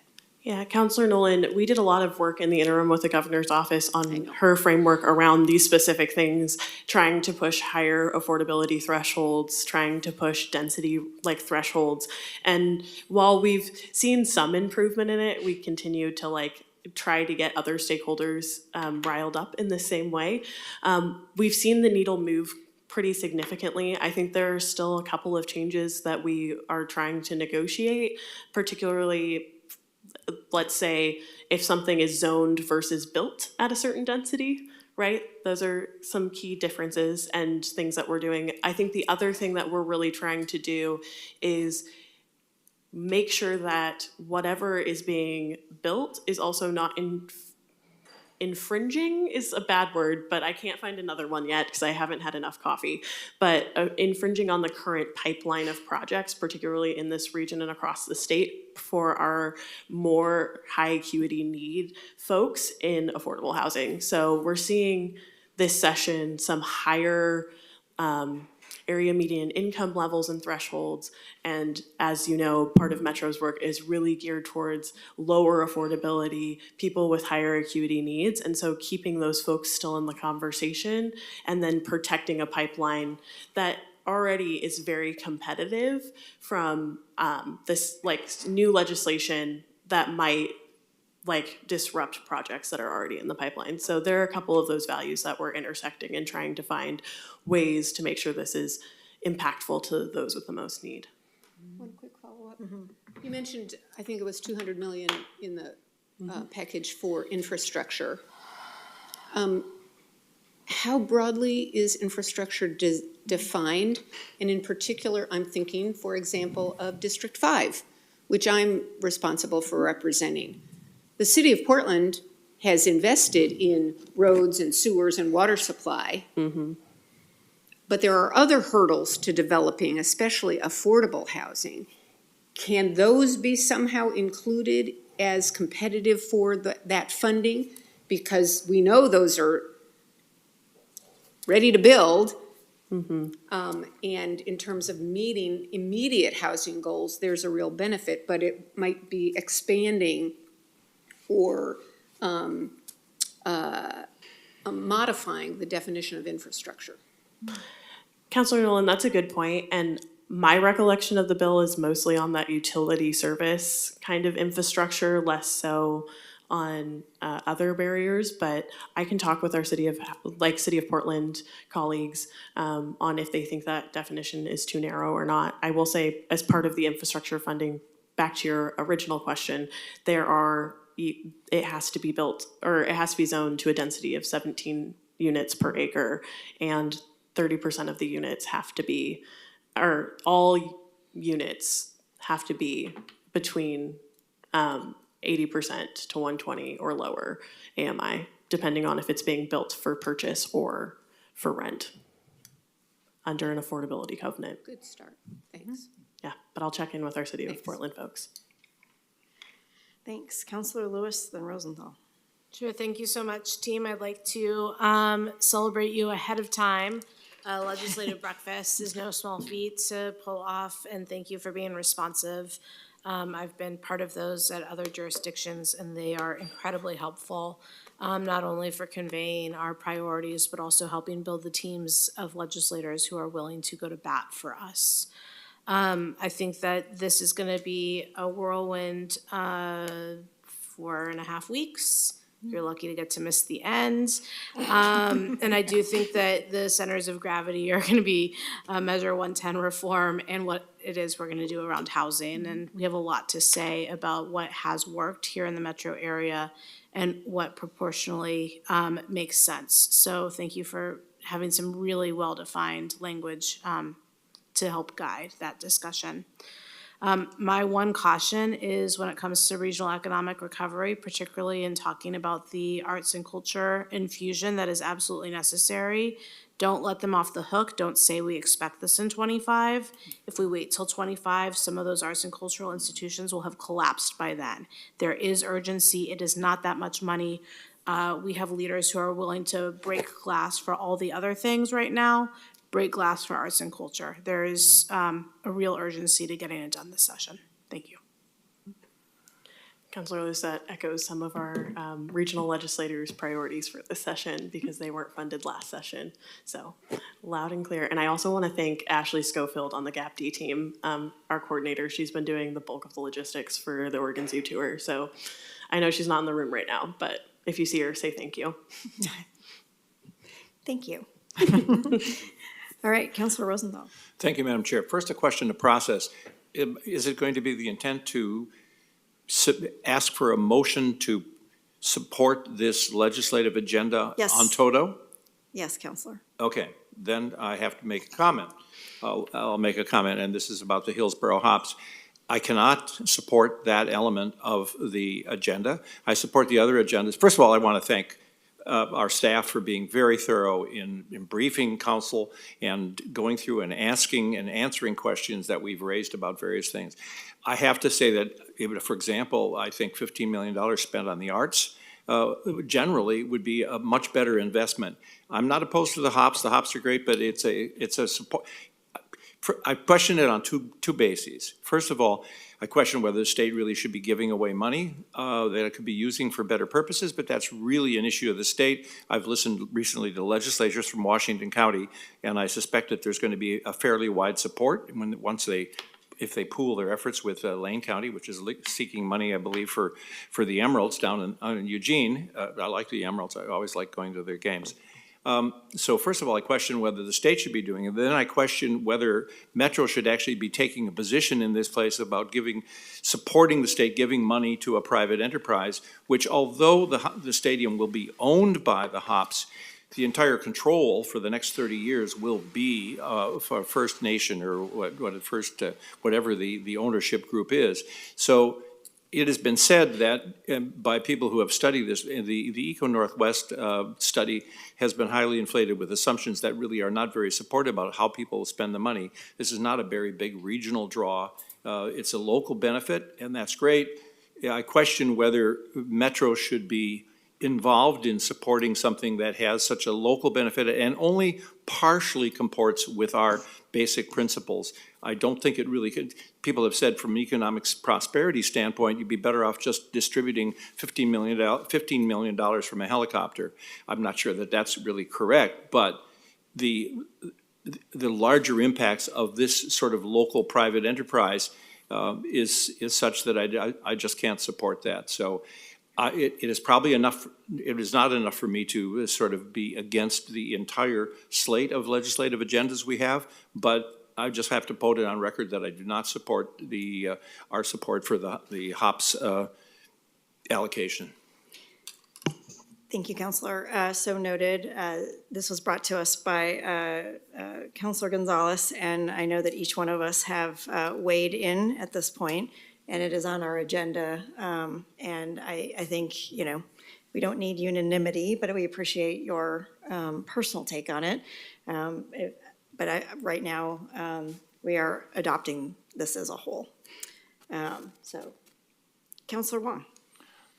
Yeah, I just wanted to follow up on that line of questioning, and I was wondering if you could speak a little bit more about the expected economic impact that was done, and also whatever partners have come to the table to support this initiative? Yeah, absolutely. This has been I think, multi-year effort. There was a lot, a pretty substantial push last session on this. And as a part of that, stakeholders, Hillsborough Hops and others who were really interested in seeing this happen, worked with Eco Northwest to conduct a regional economic impact study. I'm going to get the numbers a little wrong, so I don't want to misquote, but there is definitely a substantial economic impact to the whole region. They are, while, I think the main purpose of it will be a city-owned ballpark, they very much envision also that, and in other times it will be used as a place for community events, as a place for concerts and other type of live entertainment. Councilor Gonzalez is a big champion of this. We have also heard from our staff involved in Expo Futures around that connection to Metro's current work. So I think there's a lot of different partners at the table who are very excited about this. And you said it can be a publicly owned facility? It will be. It will be owned by the city of Hillsborough. And it would also support other arts and culture activities? Yeah, that is the current goal, is to turn it into much more than just a stadium, but also a place that can host community events, live events, those types of things. Thank you. So I am of a mind of, bring as much resources to the region, especially for public-owned facilities that are multi-use and are economic drivers. So I would continue to support this addition. Thank you, Councilor. Any other further questions on the legislative agenda?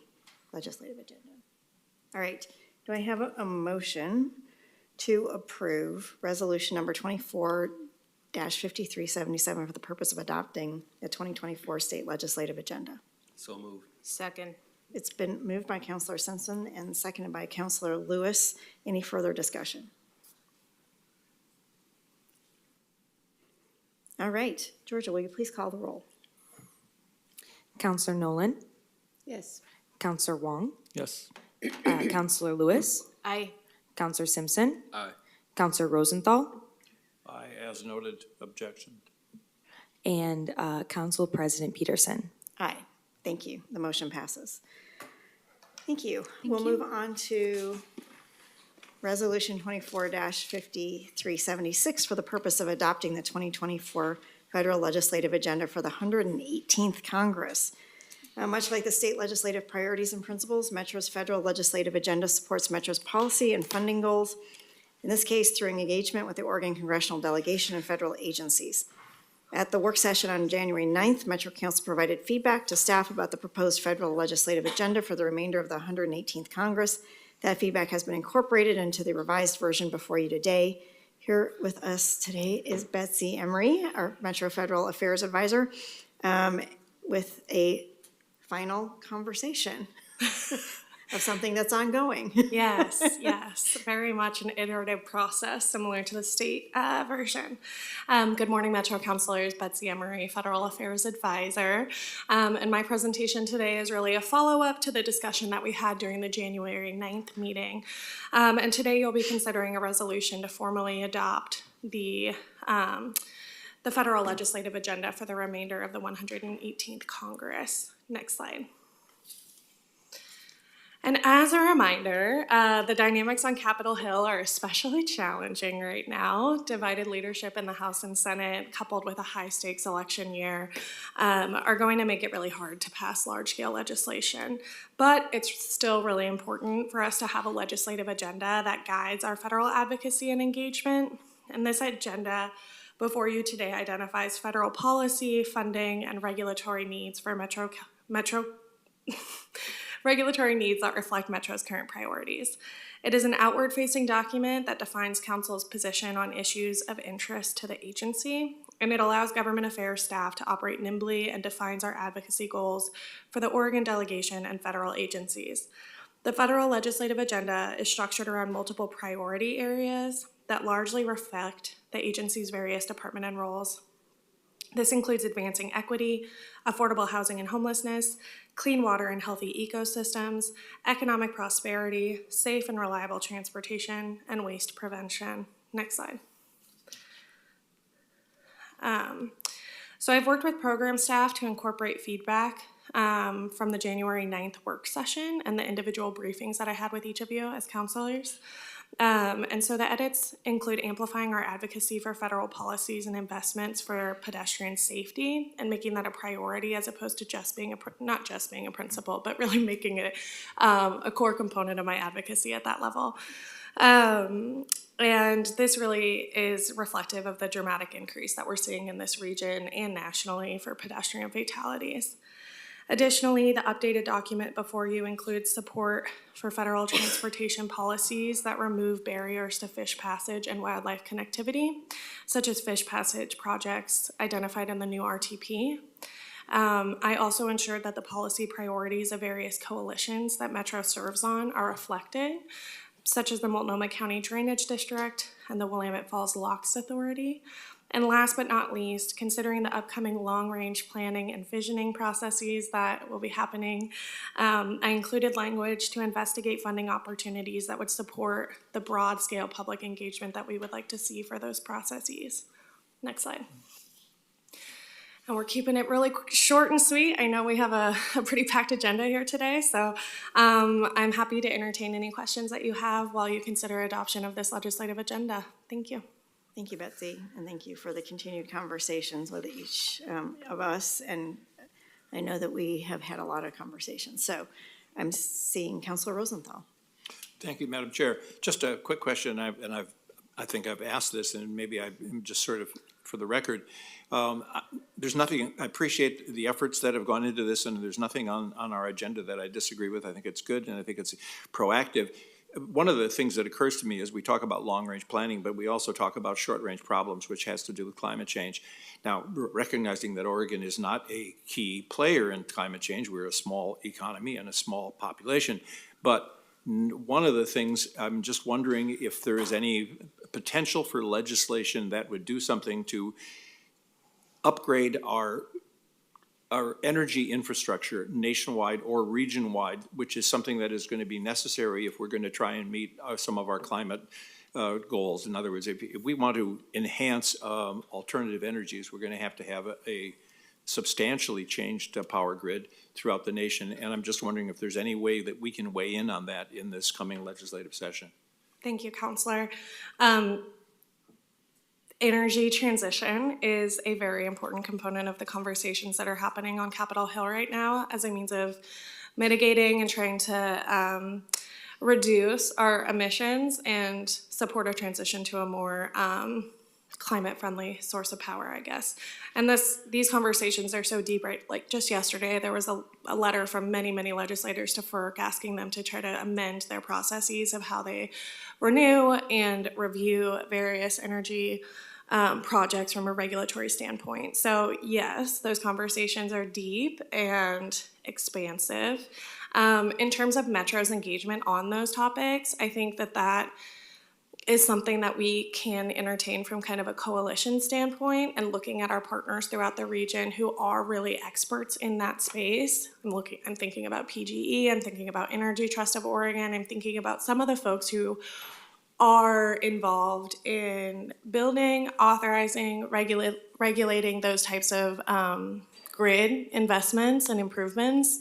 And so it definitely weighs in with the legislative principles that we have around climate change and energy transitions and things like that, but it doesn't feel like a space that we can lead, but it is a space that I think we can join in coalition with other partners that do have the expertise to really fight for a position that we can join in on. Thank you, that's good to hear. I guess I would just add, as we go into our 50-year planning conversation and planning to plan, we are beholden to the Oregon Land Use Planning Program, and there are 16 goals, and in there is the energy goal. So yes, we have partners that lead on this. I would just want to incorporate their plans in and make it a coordinated plan. There are several different goals that we could just check off or we could start to do deep dives in that we have never actually done a deep dive into. And so I would encourage us, as part of the community engagement, or funding that we're looking for from the Fed, that we talk about how we're gonna, really deep dive into what needs to be better coordinated, and not just we checked with the utilities, they can expand. Because we already know they can't. But there is a lot in the Oregon Land Use Planning Program that we have not taken to the best advantage in our conversations. So it's just one more of those things that we can add to we didn't do with the first 50-year plan. Councilor Wong. Great, thank you, Madam President. I am just really excited for next week's legislative breakfast on Thursday, and I'm wondering, in the months ahead, how, we as an organization and council can also build relationships with our federal delegation, and if we've ever had like a legislative breakfast with, our federal delegation, and just also knowing that we might have, we will have some new members, representing our region. Can we be thoughtful about kind of building those relationships, kind of similar to the with the state legislature? I think that's a really good idea and a really good thing that we can start trying to investigate, putting on calendars. I have regular standing kind of briefings with each of the field representatives for the various offices that cover the metro jurisdiction. And along those lines, we also receive, our delegation is unique in that they host town halls in every county every year, which we're very thankful for. And coupled with that, oftentimes they include a beforehand meet and greet with elected officials that represent those regions. And so that creates another opportunity for face-to-face interaction, not just with the member staff, but the member directly. And I think another component of the now that we have full-time capacity dedicated to federal affairs through my position, I think that these are some of the things that I really want to work on, getting folks out on tours to our properties, to our facilities, helping tell the broader story that Metro does more than transportation planning. We do that, and we do it well, and we have really strong relationships with our delegation in that space. But we do a lot more also, and I think telling a broader story to our delegation about what that work is something that I want to start working on a roadmap for. Let us know how we can help. Awesome. Thank you. Great. Any other questions? All right. Do I have a motion for resolution number 24? Move to adopt. Just let me finish my sentence, please. Thank you. That's part of the actual record. Thank you. And then you can make the motion. Resolution number 24-5376 for the purpose of adopting the 2024 federal legislative agenda for the 118th Congress. Move to adopt. Thank you. Do I have a second? Second.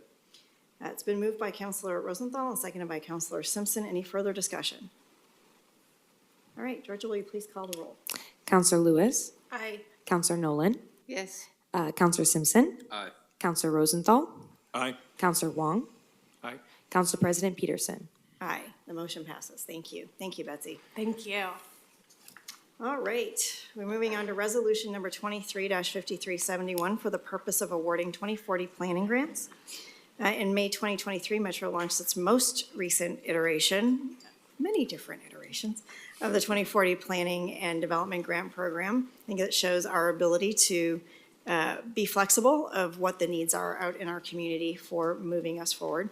Metro endorsed the 17 grant applicants as finalists in October 2023. So far, 8 grantees have completed the process of developing project scopes, budgets, and draft language for intergovernmental agreements, while remaining grantees are continuing to work on these project components. With us today is to discuss these grant awards are Aaron Keep and Metro Urban Policy Project Development Manager, and Sarah Breakstone, 2040 Planning and Development Grants Manager, Program Manager. I am not sure which I should have my glasses on or not. So apologies. I'm just going to turn it over to you. Thank you very much. I'm getting older by the second. Thank you very much. Thank you very much, Metro President and councilors. Good afternoon. My name is Erin Key, Urban Policy and Development Manager. I manage a team within the planning department that works on both our land use projects as well as TOD and our 2040 planning and development grants, and that's what brings us here today. So as your council president just explained, we were here in October and talked about the grantees, the many successful grantees in this last process, and you endorsed 17 projects, and staff has been working hard on developing scopes and budgets and schedules for all of those grants to create IGAs. And 8 of those are successful and ready to go. And so that's what we're here. We're going to do the approval in 2 parts. Yes, thank you. You can go to the next slide too. We're going to ask for your approval on this large set of grants in 2 phases. So this first one is the 8 projects that we've already mentioned. And then we'll be back in March with the next set that will hopefully be all negotiated and have IGAs at that time. So what I'd like to do is introduce Sarah Breakstone on my team, who is the project manager for the 2040 Planning and Development Grants, to quickly explain these 8 grants that are ready to go and seek your approval of award. Thank you. Good afternoon. Sarah Breakstone. I'm the manager for the 2040 Planning and Development Grants Program. As Erin mentioned, we've got 8 of the 17 projects that are ready to go, meaning they have negotiated their intergovernmental agreements and drafted scopes and schedules of milestones, deliverables, and progress payments. And those were all part of the packet that you should have received today. If you could go to the next slide, please. So we'll take just a quick look at those 8 projects. The total award for today is about $1.7 million. And in order to make that official, you'll be voting on a resolution 23-5371. Next slide. So this is a list of the 8 projects that are ready for today,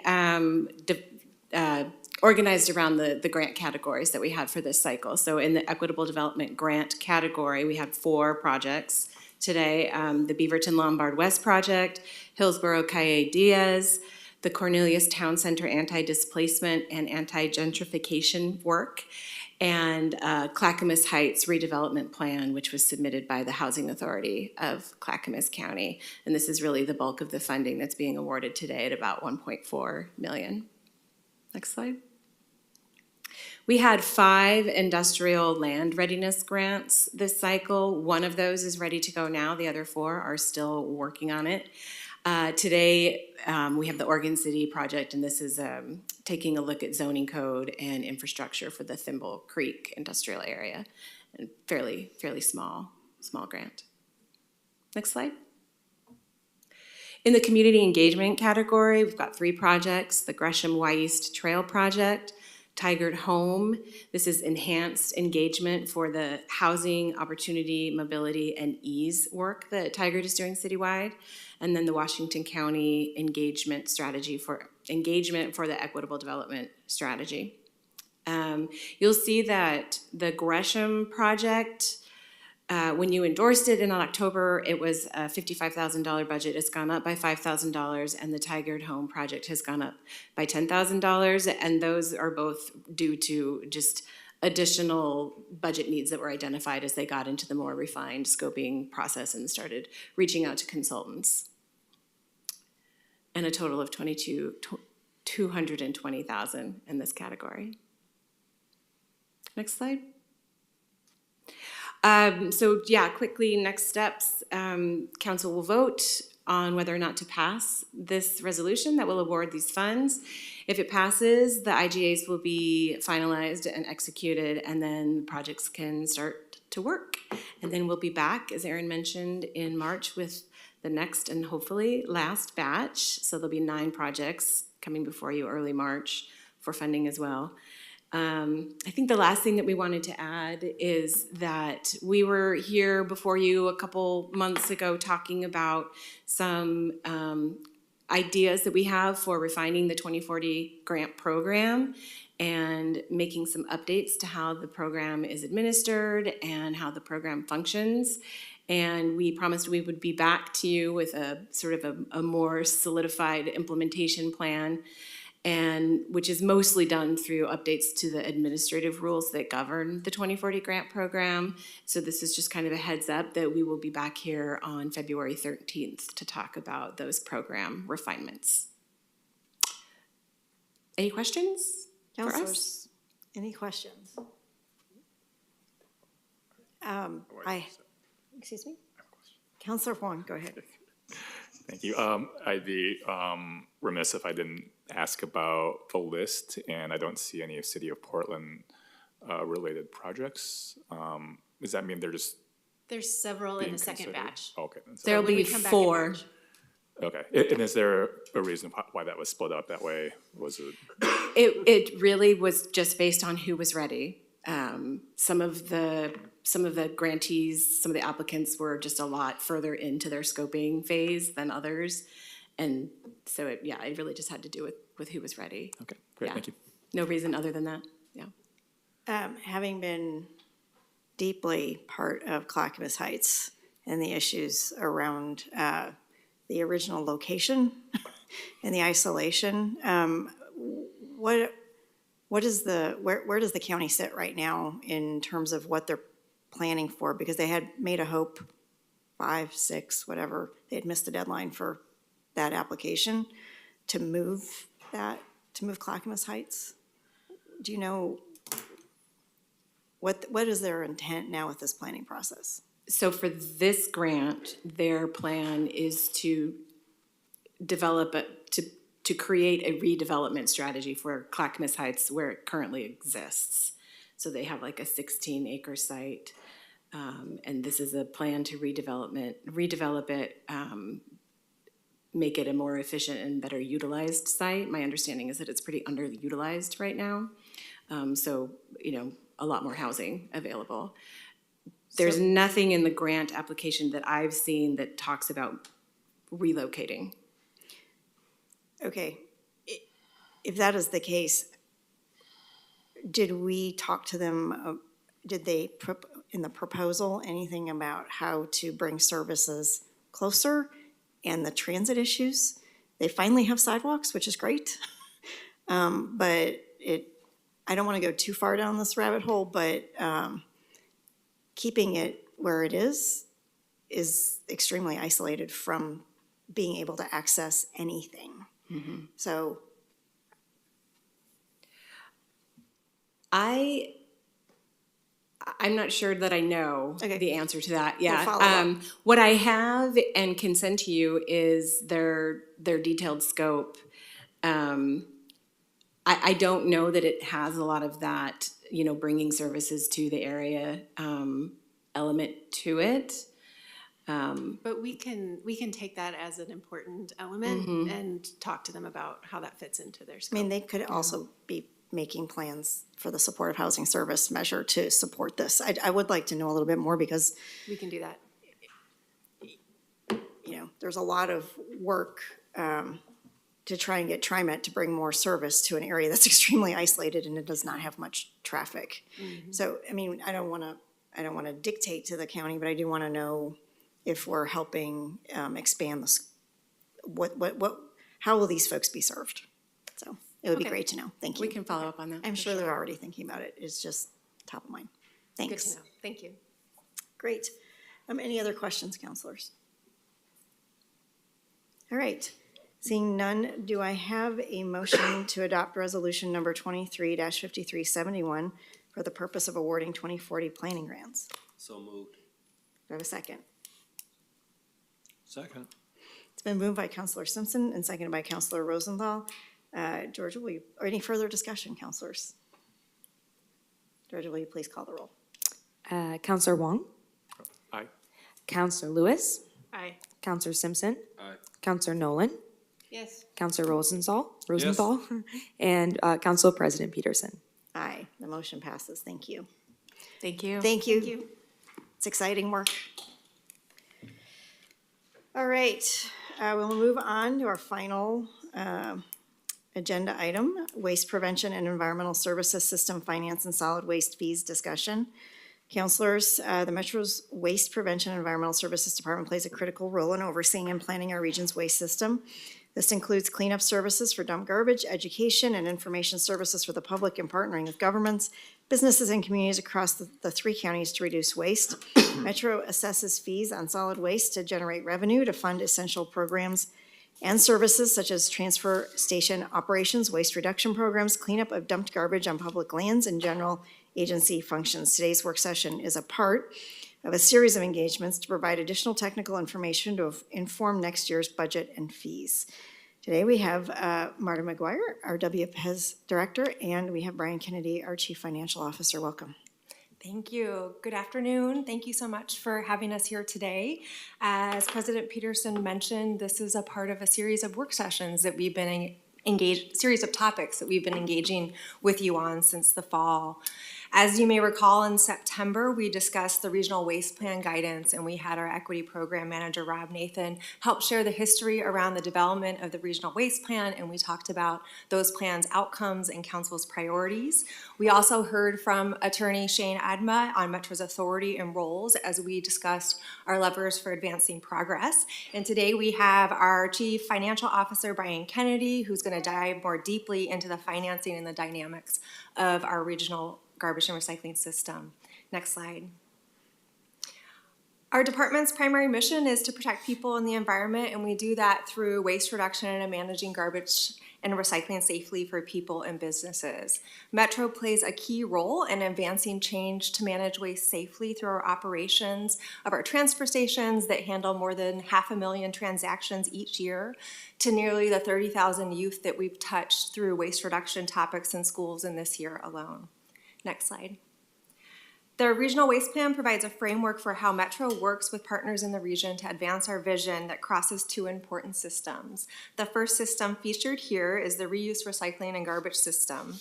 Traditionally, this is where we have focused most of our investments and also where we have the most authority and where we will be talking about today. More than 2.5 million tons of garbage move through our system each year, with more than 500 million in economic activity from jobs to purchasing of goods and services. Next slide. It's also important to keep in mind that to make the most advancement towards our goal of waste prevention and waste reduction, that we must look at the opportunities to reduce impacts through the life of a product, from design and manufacturing to using to getting rid of it. We know that the highest generation of greenhouse gas emissions are associated with the orange and green parts of the life cycle that you see up here: product design, manufacturing, and consumption and use. Next slide.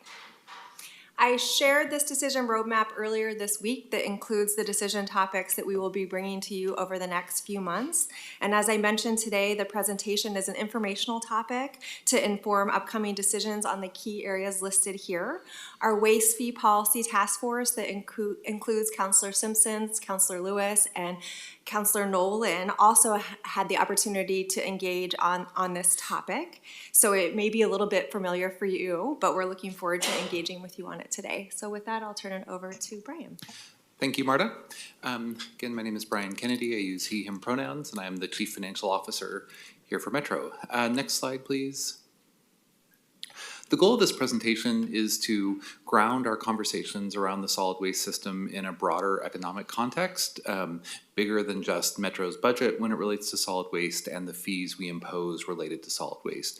We want to take a more holistic picture of how the overall solid waste economy works and Metro's role within it. Next slide, please. Not going to spend a lot of time on this. This is just to remind everyone that our solid waste system and the work Metro does is grounded in the values that are included in the regional waste plan. You can see those there, and those values drive everything we do and the Metro's role in structuring the solid waste system. Next slide, please. The regional garbage and recycling system includes a large number of players. On the participant side, those include generators, haulers, transfer station operators, depots, material recovery facilities, disposal facilities, and then we have 4 different entities that have varying regulatory roles in the system. Local governments play a role, Metro plays a role, Oregon Department of Environmental Quality, and the federal EPA all play roles in in participating in regulating this system. Next slide, please. So when we talk about the transfer system, which is where we tend to focus our attention here at Metro because we have a primary role as an operator and regulating the transfer system, it is a highly regulated market. There are significant barriers to entry. Those barriers to entry are high fixed costs for both public and private players, as well as the regulatory environment. The service is homogeneous, meaning if you are tipping wet waste or dry waste, where you tip it, you're getting the same service. You are dropping garbage off. If we're thinking about a non-homogeneous service, imagine the difference in getting a hamburger at a fast food restaurant versus a Michelin star rated restaurant. That's very not homogeneous. While it's theoretically somewhat similar, there are wide variations in the quality of product you're receiving. There are a limited number of participants in the system, both as a function of the high fixed cost of getting into that business, but also because Metro explicitly regulates who participates. And then there are some elements of price rigidity. That means that private participants are having to monitor their competitors' prices. So we're not talking about a monopoly environment here. It's also not, if you think about in kind of the classic economic sense, a true monopoly, think of a gas station in the middle of the desert, 100 miles away from all their competitors. They have a lot of monopoly power in their pricing. Compare that to, going back to the fast food example, you might have 25 different places you can get a hamburger within a square mile of the Metro Regional Center. They're very price sensitive. In this sort of environment, we're kind of in the middle. And so these characteristics of the transfer system, in the classic economic sense, we would describe this as an oligopoly. So a small number of participants, high barriers to entry, some price rigidity. It's a somewhat unique form of market that we see in a lot of cases in kind of regulated monopolies or regulated utilities in the US. So next slide, please. So what this means, so some of the dynamics of this market, we also have a somewhat unique characteristic in that we have a number of vertically integrated firms. So these are firms that own haulers as well as transfer stations as well as landfills. So some elements of that vertical integration disrupt some elements of the oligopolistic structure, meaning they have more complicated economics driving their decisions. Secondly, we have a hybrid public and private market, a public-private system. So that creates some incentives for private operators to try to attract and keep some of the most profitable types of customers. Economies of scale are really significant, in large part due to the high fixed costs. So basically, the more tons that any entity can get, the kind of the broader base across which they can spread those fixed costs. So economies of scale are really important. And as much time as we spend talking about the transfer system, it's really important to recognize that the majority of costs in the solid waste system as a whole are in collection. Current estimate is about 75% of the total costs are in collection. So while the transfer system is really important part of the system, it does represent a relatively small share of the overall cost of managing waste in the region.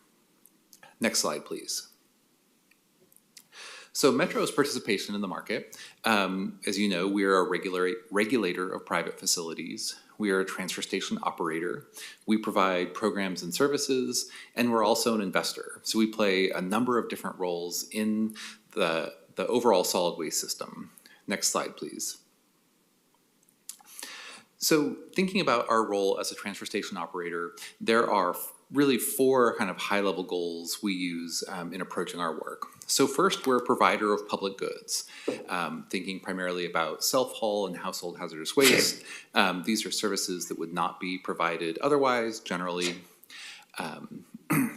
and that the region benefits from, even if you don't, kind of the classic definition of a public good, you benefit from it even if you don't necessarily take advantage of it yourself. Everyone benefits from having household hazardous waste safely disposed of and not sitting in people's garages or under their sinks. Second, we provide open and accessible transfer station services. We're open for significant number of days, significant number of hours. We will basically take all comers, and that's somewhat of a unique role in the transfer system. Thirdly, we also ensure market access for non-vertically integrated haulers. So some of those smaller firms that provide mostly hauling services, having a place that's not connected to one of their competitors is an important way of providing market access for smaller firms. And then finally, and this goes back to the transfer station configuration project in 2016, 2017, we have a goal of trying to manage price in the system by participating in the system. There's kind of an explicit recognition that having that public facility available and our cost publicly available provides some help in managing cost across the system, though it is not prescriptive in any way. Next slide, please. When we spend a lot of time talking about Metro's solid waste fees, the mixed solid waste fee, the regional system fee that we impose, and this is a place where we connect kind of explicitly our work with our values. So the criteria we use in setting those fees, some of the most important ones are around revenue adequacy. We want to ensure that we're collecting enough revenue that we can provide the services and programs that are prioritized in the regional waste plan that the council's prioritized. We also prioritize transparency. We provide a lot of information to the public through our budget about the solid waste services we provide. And then we also emphasize both affordability and waste reduction, and we're going to talk about those more on the next slide.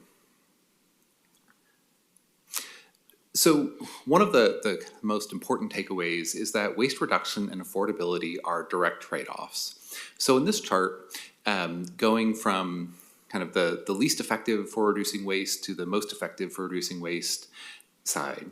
The least effective methods, and this is based on academic research, is when garbage services are funded through local taxes, where individual waste generators receive no economic signals as part of throwing away garbage, creating waste. Those tend to be the least effective ways to reduce waste. Slightly better is a flat rate charge for garbage collection. So if you get a bill from your garbage hauler, every month or every couple of months, that tends to provide a little bit of a price signal. The most effective method tends to be what we call unit-based pricing or pay-as-you-throw, and that's what we have here in the region, where your bill is dependent upon the size of container you receive. So if you're generating a lot of waste, you have to pay more to get a larger container. And if you increase your recycling, because research also shows that these pay-as-you-throw programs that are connected with curbside recycling also increases waste reduction. So if you can increase your recycling, you can get down to a smaller container and save money. And that sort of price signal is really important in creating an incentive for waste generators to reduce waste. What we're talking about here is the elasticity of demand. One of the challenges we have when it comes to garbage is that for the most part, people are willing to pay pretty much whatever it costs to make garbage go away. There's probably a theoretical point at which the price could go up that might change behavior, but most of the research across the United States and most kind of highly developed industrialized economies has shown that it's hard to get to that limit. No one's quite figured out exactly how high you have to go. So we tend to be, we're at the kind of best practice recommendation for how you reduce waste for individual consumers. Next slide. So when we think about goals for waste reduction generally, and maybe if I take one step back, just to make it crystal clear on the last slide, the way to incentivize waste reduction most effectively is to make it less affordable. So that's one of the fundamental tensions we have in this system. Less affordable tends to generate better waste reduction outcomes. So secondly, we know that consumers have somewhat of a limited ability to manage their own waste generation. Packaging is determined kind of well beyond most customers' ability to control it completely. You can make some choices to limit that, but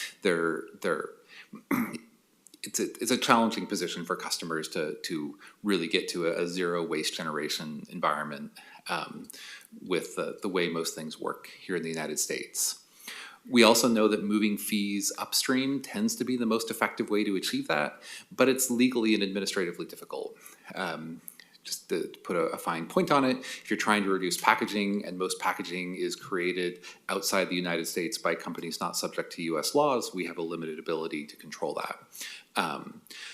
But we do know that extended producer responsibility programs are key, and that's one of the reasons that extended producer responsibility has been a really important part of Metro's legislative agenda, and really successful in areas like paint and light bulbs and batteries. That we know that that's a really important part to getting those effective waste reduction strategies. Next slide, please. In thinking about tonnage, so we've talked about the market, transfer stations, fees. We also need to spend a couple minutes talking about the materials that are moving through the transfer stations. So initially, there were only publicly owned transfer stations in the system. Now, it's also important to remember that prior to the St. John's landfill closing, for the most part, we didn't have transfer stations in the region because we didn't need them. The garbage didn't need to be transferred anywhere. It went from the hauler straight to the landfill. Now, that landfill was in kind of a very bad location in retrospect. We should not have been dumping garbage there. And with the closure of that landfill, we needed to transfer it to someplace else. And initially, those were only publicly owned transfer stations. The first private transfer stations weren't authorized until the late 90s, early 2000s.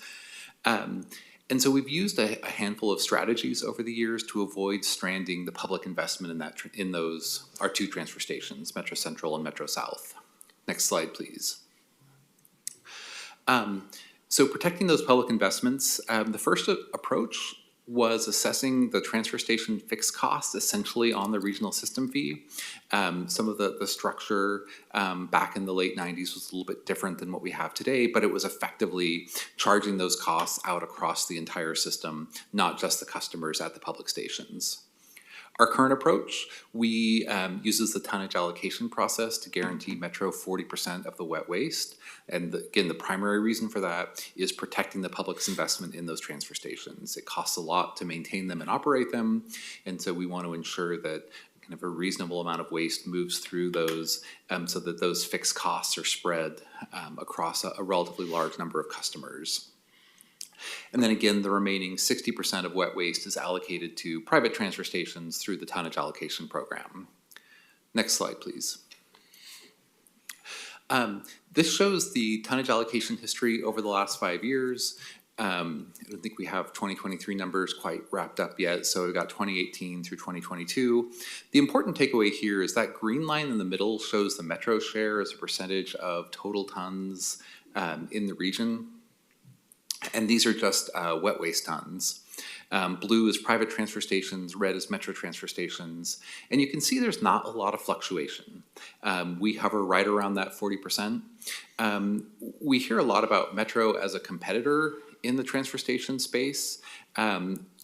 You'll notice I have not used that term in this presentation so far, focused on participation. That's because we're not actively trying to compete for tons. If we were competing for tons, we might make some different choices. We might be open less hours, open less days, focused on particular types of customers so we could lower our costs and have a lower cost of service. But rather we're focused on participating in providing public goods like self-haul, in being accessible for a wide range of hours and days. And because we have the 40% wet waste guarantee, we're not competing in that same sense. We're not trying to take tons away from the private sector operators. We're participating in the system and trying to achieve public goals through Metro's receipt of those 40% of wet waste tons. And there's not a lot of change over time, you can see in this chart. Next slide, please. So some final thoughts, implications of what I've talked about in conclusions. First, as we all know, Metro only directly controls part of the solid waste system. We have a lot of opportunities to influence other parts of the system, but we don't directly control it. There's also excess transfer capacity in the system. Some reports have suggested we may have as much as twice as much capacity as we actually need, and this creates economic pressure because we know every participant in the system has high fixed costs, and so some of those fixed costs are to provide that capacity. If we have more capacity than we need, everyone is going to want to get more tons to spread their costs over a larger base. Third, we know that charging the full cost of service is an important part of waste reduction, but the impact is limited. we're not going to be able to completely eliminate waste just through the fees we charge. We also know the hybrid nature of the system makes it hard to compare public and private facilities. And then finally, it's challenging to manage the system just through financial incentives or primarily through financial incentives due to the complexity of the system. There are a lot of sophisticated entities participating in the system. We don't have complete transparency into how all of those financial incentives affect the different participants, so it's difficult for us to know the economic power of the incentives we're operating. So it's a complex system to manage, and we're doing it in a way to try to achieve Metro's goals around waste reduction and protecting the environment and human health, but there are a lot of moving parts. And that is my last slide. I'm happy to take any questions. Counselors, questions? Don't all jump forward. Some of us have seen it. Yeah, Thank you. some of you have already seen it. Counselor Rosenthal. Just a quick question. We authorized a transparency study. What's the status of that? And where is that going to be most helpful? So it has not yet been authorized. We had a council work session on doing a cost of service study as a part of our rate transparency efforts. And so as a result, as a follow-up to that work session, staff were directed to develop a written summary that provides more details on what a cost of service analysis would look like, what we have heard from stakeholders. That work was just completed and will be sent to council for discussion and to inform what next steps are. Okay, and we anticipate that coming to us in the next month? Yes. Okay. I think this is a good reminder. Appreciate the background and where we've been and kind of where we're going. I think we've talked about the different scenarios and given direction on the different scenarios of how to look to the future. I think the council's interested in knowing the range of things that we can actually change to move us towards a more affordable, but also a more mission-driven waste reduction model. And thank you for pointing out the tension between the two. And also how to balance the services that are provided by private and public. So I think we all look forward to figuring out what is that range we can play with and what are the impacts that we can have from looking at those ranges. So thank you. Seeing no hands raised, thank you. All right. Moving on, Chief Operating Officer Communication, Marisa. Hello again, Councilman Peterson and Council. I wasn't sure we'd actually have time for this. Thank you for moving through. I just wanted to give you a quick update from our disaster debris folks on the fallout from last week's winter storm. As I'm sure you've all seen, the damage from the storm was severe and is still being assessed. This includes assessing the extent of the debris that needs to be managed. Local governments are still tallying up damage, but thus far none have activated their disaster debris management plans. We have heard a general consensus that the existing system for managing debris so far is adequate for managing what is out there. However, there is definitely a lot of debris, and we have already had several inquiries from local governments about Metro's new disaster debris program, anticipating that it could help ease the financial burden of the cleanup. We sent out an announcement about the program last Friday with a number of details about how the program will work, but there is still one big unknown that will have an impact on how we administer the program, and that is whether or not this event will be declared a federal disaster. If it is, then funds would become available through FEMA's public assistance program, and then this would have an impact on the demand for our funds and could change our approach to when and where and how we distribute that funding. So which costs, if FEMA's in play, which costs would we cover? Would we set a limit on what jurisdictions could do, what are the reporting requirements if they're already, doing significant reporting through FEMA. So we are working with the Oregon Department of Emergency Management to get information about the declaration process and what's happening there. We anticipate being able to launch our program process 30 days after the end of the severe weather, so in about a month. If you'd like more information about the program, you can find a program overview on our website, oregonmetro.gov/disaster debris management plan, or you can reach out to our Metro Resilience Planner, Jim Quinn, at jim.quinn@oregonmetro.gov. Thank you. Thank you.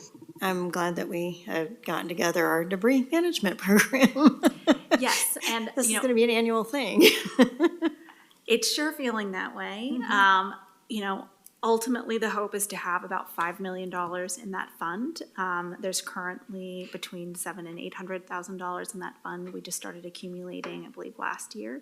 So it's a modest amount, but hopefully it's helpful. And, there is a potential for our funds to be used as match. There's usually a required match with FEMA funds. So I think that there are a lot of different possibilities there.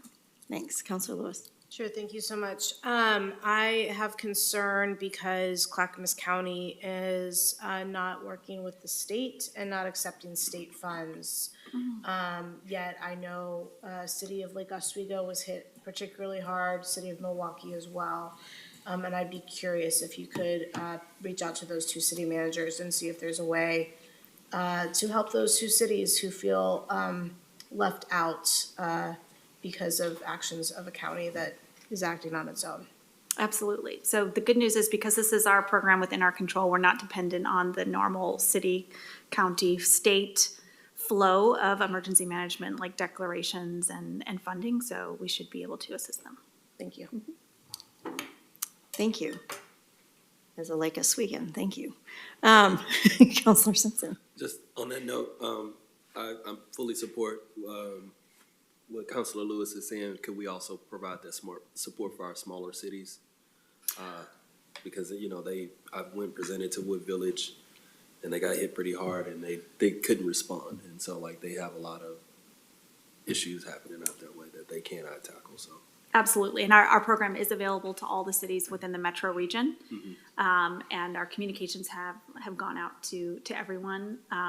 We deliberately left the amounts flexible because, there may be smaller cities that have a larger impact or bigger cities that have a smaller impact, and we want to be able to send our dollars where they'll have the biggest impact. Thank you. Thank you for speaking up on that. All right, moving on to Councilor Communication. Councilor Lewis. Sure, thank you so much. I wanted to report back to colleagues. I was able to join the Oregon Transportation Commission yesterday, not particularly on behalf of Metro, but on behalf of the RTAC table. Gave them the same report about tolling revenue, net tolling allocation to a local government share, in particular facing the impacts of diversion. Also spoke up about the need to have a real comprehensive and accessible transit system along with tolling. I think it went okay, it went well. I was there for an hour. I was not expecting that. And I think there's a real desire to have the OTC and RTAC in a more iterative process. We've been meeting for 12 meetings, and this is the first time they've gotten a real report back. They seemed hungry for more information to be presented in background materials or real data and not just summations, because when you see a chart that says low diversion, more diversion, max diversion, what does that actually mean? They have the same questions we have. So OTC also was very interested in what the EA process had been for our local governments to put forward projects, and so the Nexus list was brought up. So I think just important for us to all know they're asking good questions. And then I also wanted to thank folks for participating this morning at the Portland Business Journal. I thought that was a really innovative way to bring the business community together, and I hope they'll do more of it. Thank you, Councilor. And I think it's worth pointing out that environmental assessment process, instead of a full environmental impact statement, That process was followed twice, both on the Rose Quarter and the I-205 project, in an attempt to accelerate the projects. They made the statement of no significant impact to either community of both those projects, and as a result, slowed them down to a crawl, if that. And we had, just for reminder, we have commented on both of those EA processes and asked that they be EIS processes instead, to go through the full acknowledgement that there would be impacts instead of a finding of no significance prior to any conversation with anybody. So for the record, we really worked hard as the regional government to try and get a community conversation going about what the problem statement was and the scope prior to that work kicking off many moons ago. And now we are trying to figure out how to acknowledge those impacts. And thank you, Councilor Lewis, for taking up RTAC and trying to get that information across to the state level when that could have been done up front. Councilor Rosenthal. Thank you, Madam Chair. As you know, the city of Sherwood is preparing a request for UGB expansion, and they have floated to me the idea of inviting the council, whoever wants to attend, to come and do a tour of the area that their proposed expansion, probably sometime in March. And so I'm just putting that out there. Anybody who's interested can contact me, and we'll try and set up that kind of tour and look at both their industrial ideas as well as their residential ideas, if anybody's interested. And then, yeah. And I just want to make a comment from the session this morning was very productive. Appreciate that Councilor Lewis was one of the sponsors of that and had a presentation. It was interesting. One of the ideas was that government needs to make a greater effort in letting people know what kinds of services they get. I pointed out that it's difficult for us to tax people so that we can beat our own drum, but it's a constant issue that we have to deal with. Thank you. And Councilor, I just looked over at our council. Carrie, could you just talk a little bit about what the council members need to be aware of if they were to take a tour of the Sherwood expansion? It's something we can do, but there are rules of engagement. Yeah, thank you, Council President Peterson and councilors. Our decision will be a legislative decision, and so the general rules about ex parte contact don't apply, but I think there's some sensitivity to how we look at areas. So I want to suggest that staff come back and be a little bit engaged, Councilor Rosenthal, in providing some parameters around what kind of site visit should and could occur within this process. Part of our legislative actions around urban growth boundaries has us also look at, not just those lands that cities are proposing, but really look at our area in terms of how it's growing. And so I think we want to have a holistic look in terms of how we approach any such site visits during the course of our UGB process. It does bring up a good question, and maybe there's a way to look at the entirety of the urban growth boundary decision in a tour of some sort that is Sherwood is part of. Exactly. Yeah. Okay, thank you. All right. Seeing no other hands raised, we are adjourned, and our next meeting is scheduled for Thursday, January 25th. That's today. Our next meeting was today, and it happened, check. We'll We'll see you next week. Thank you, everybody.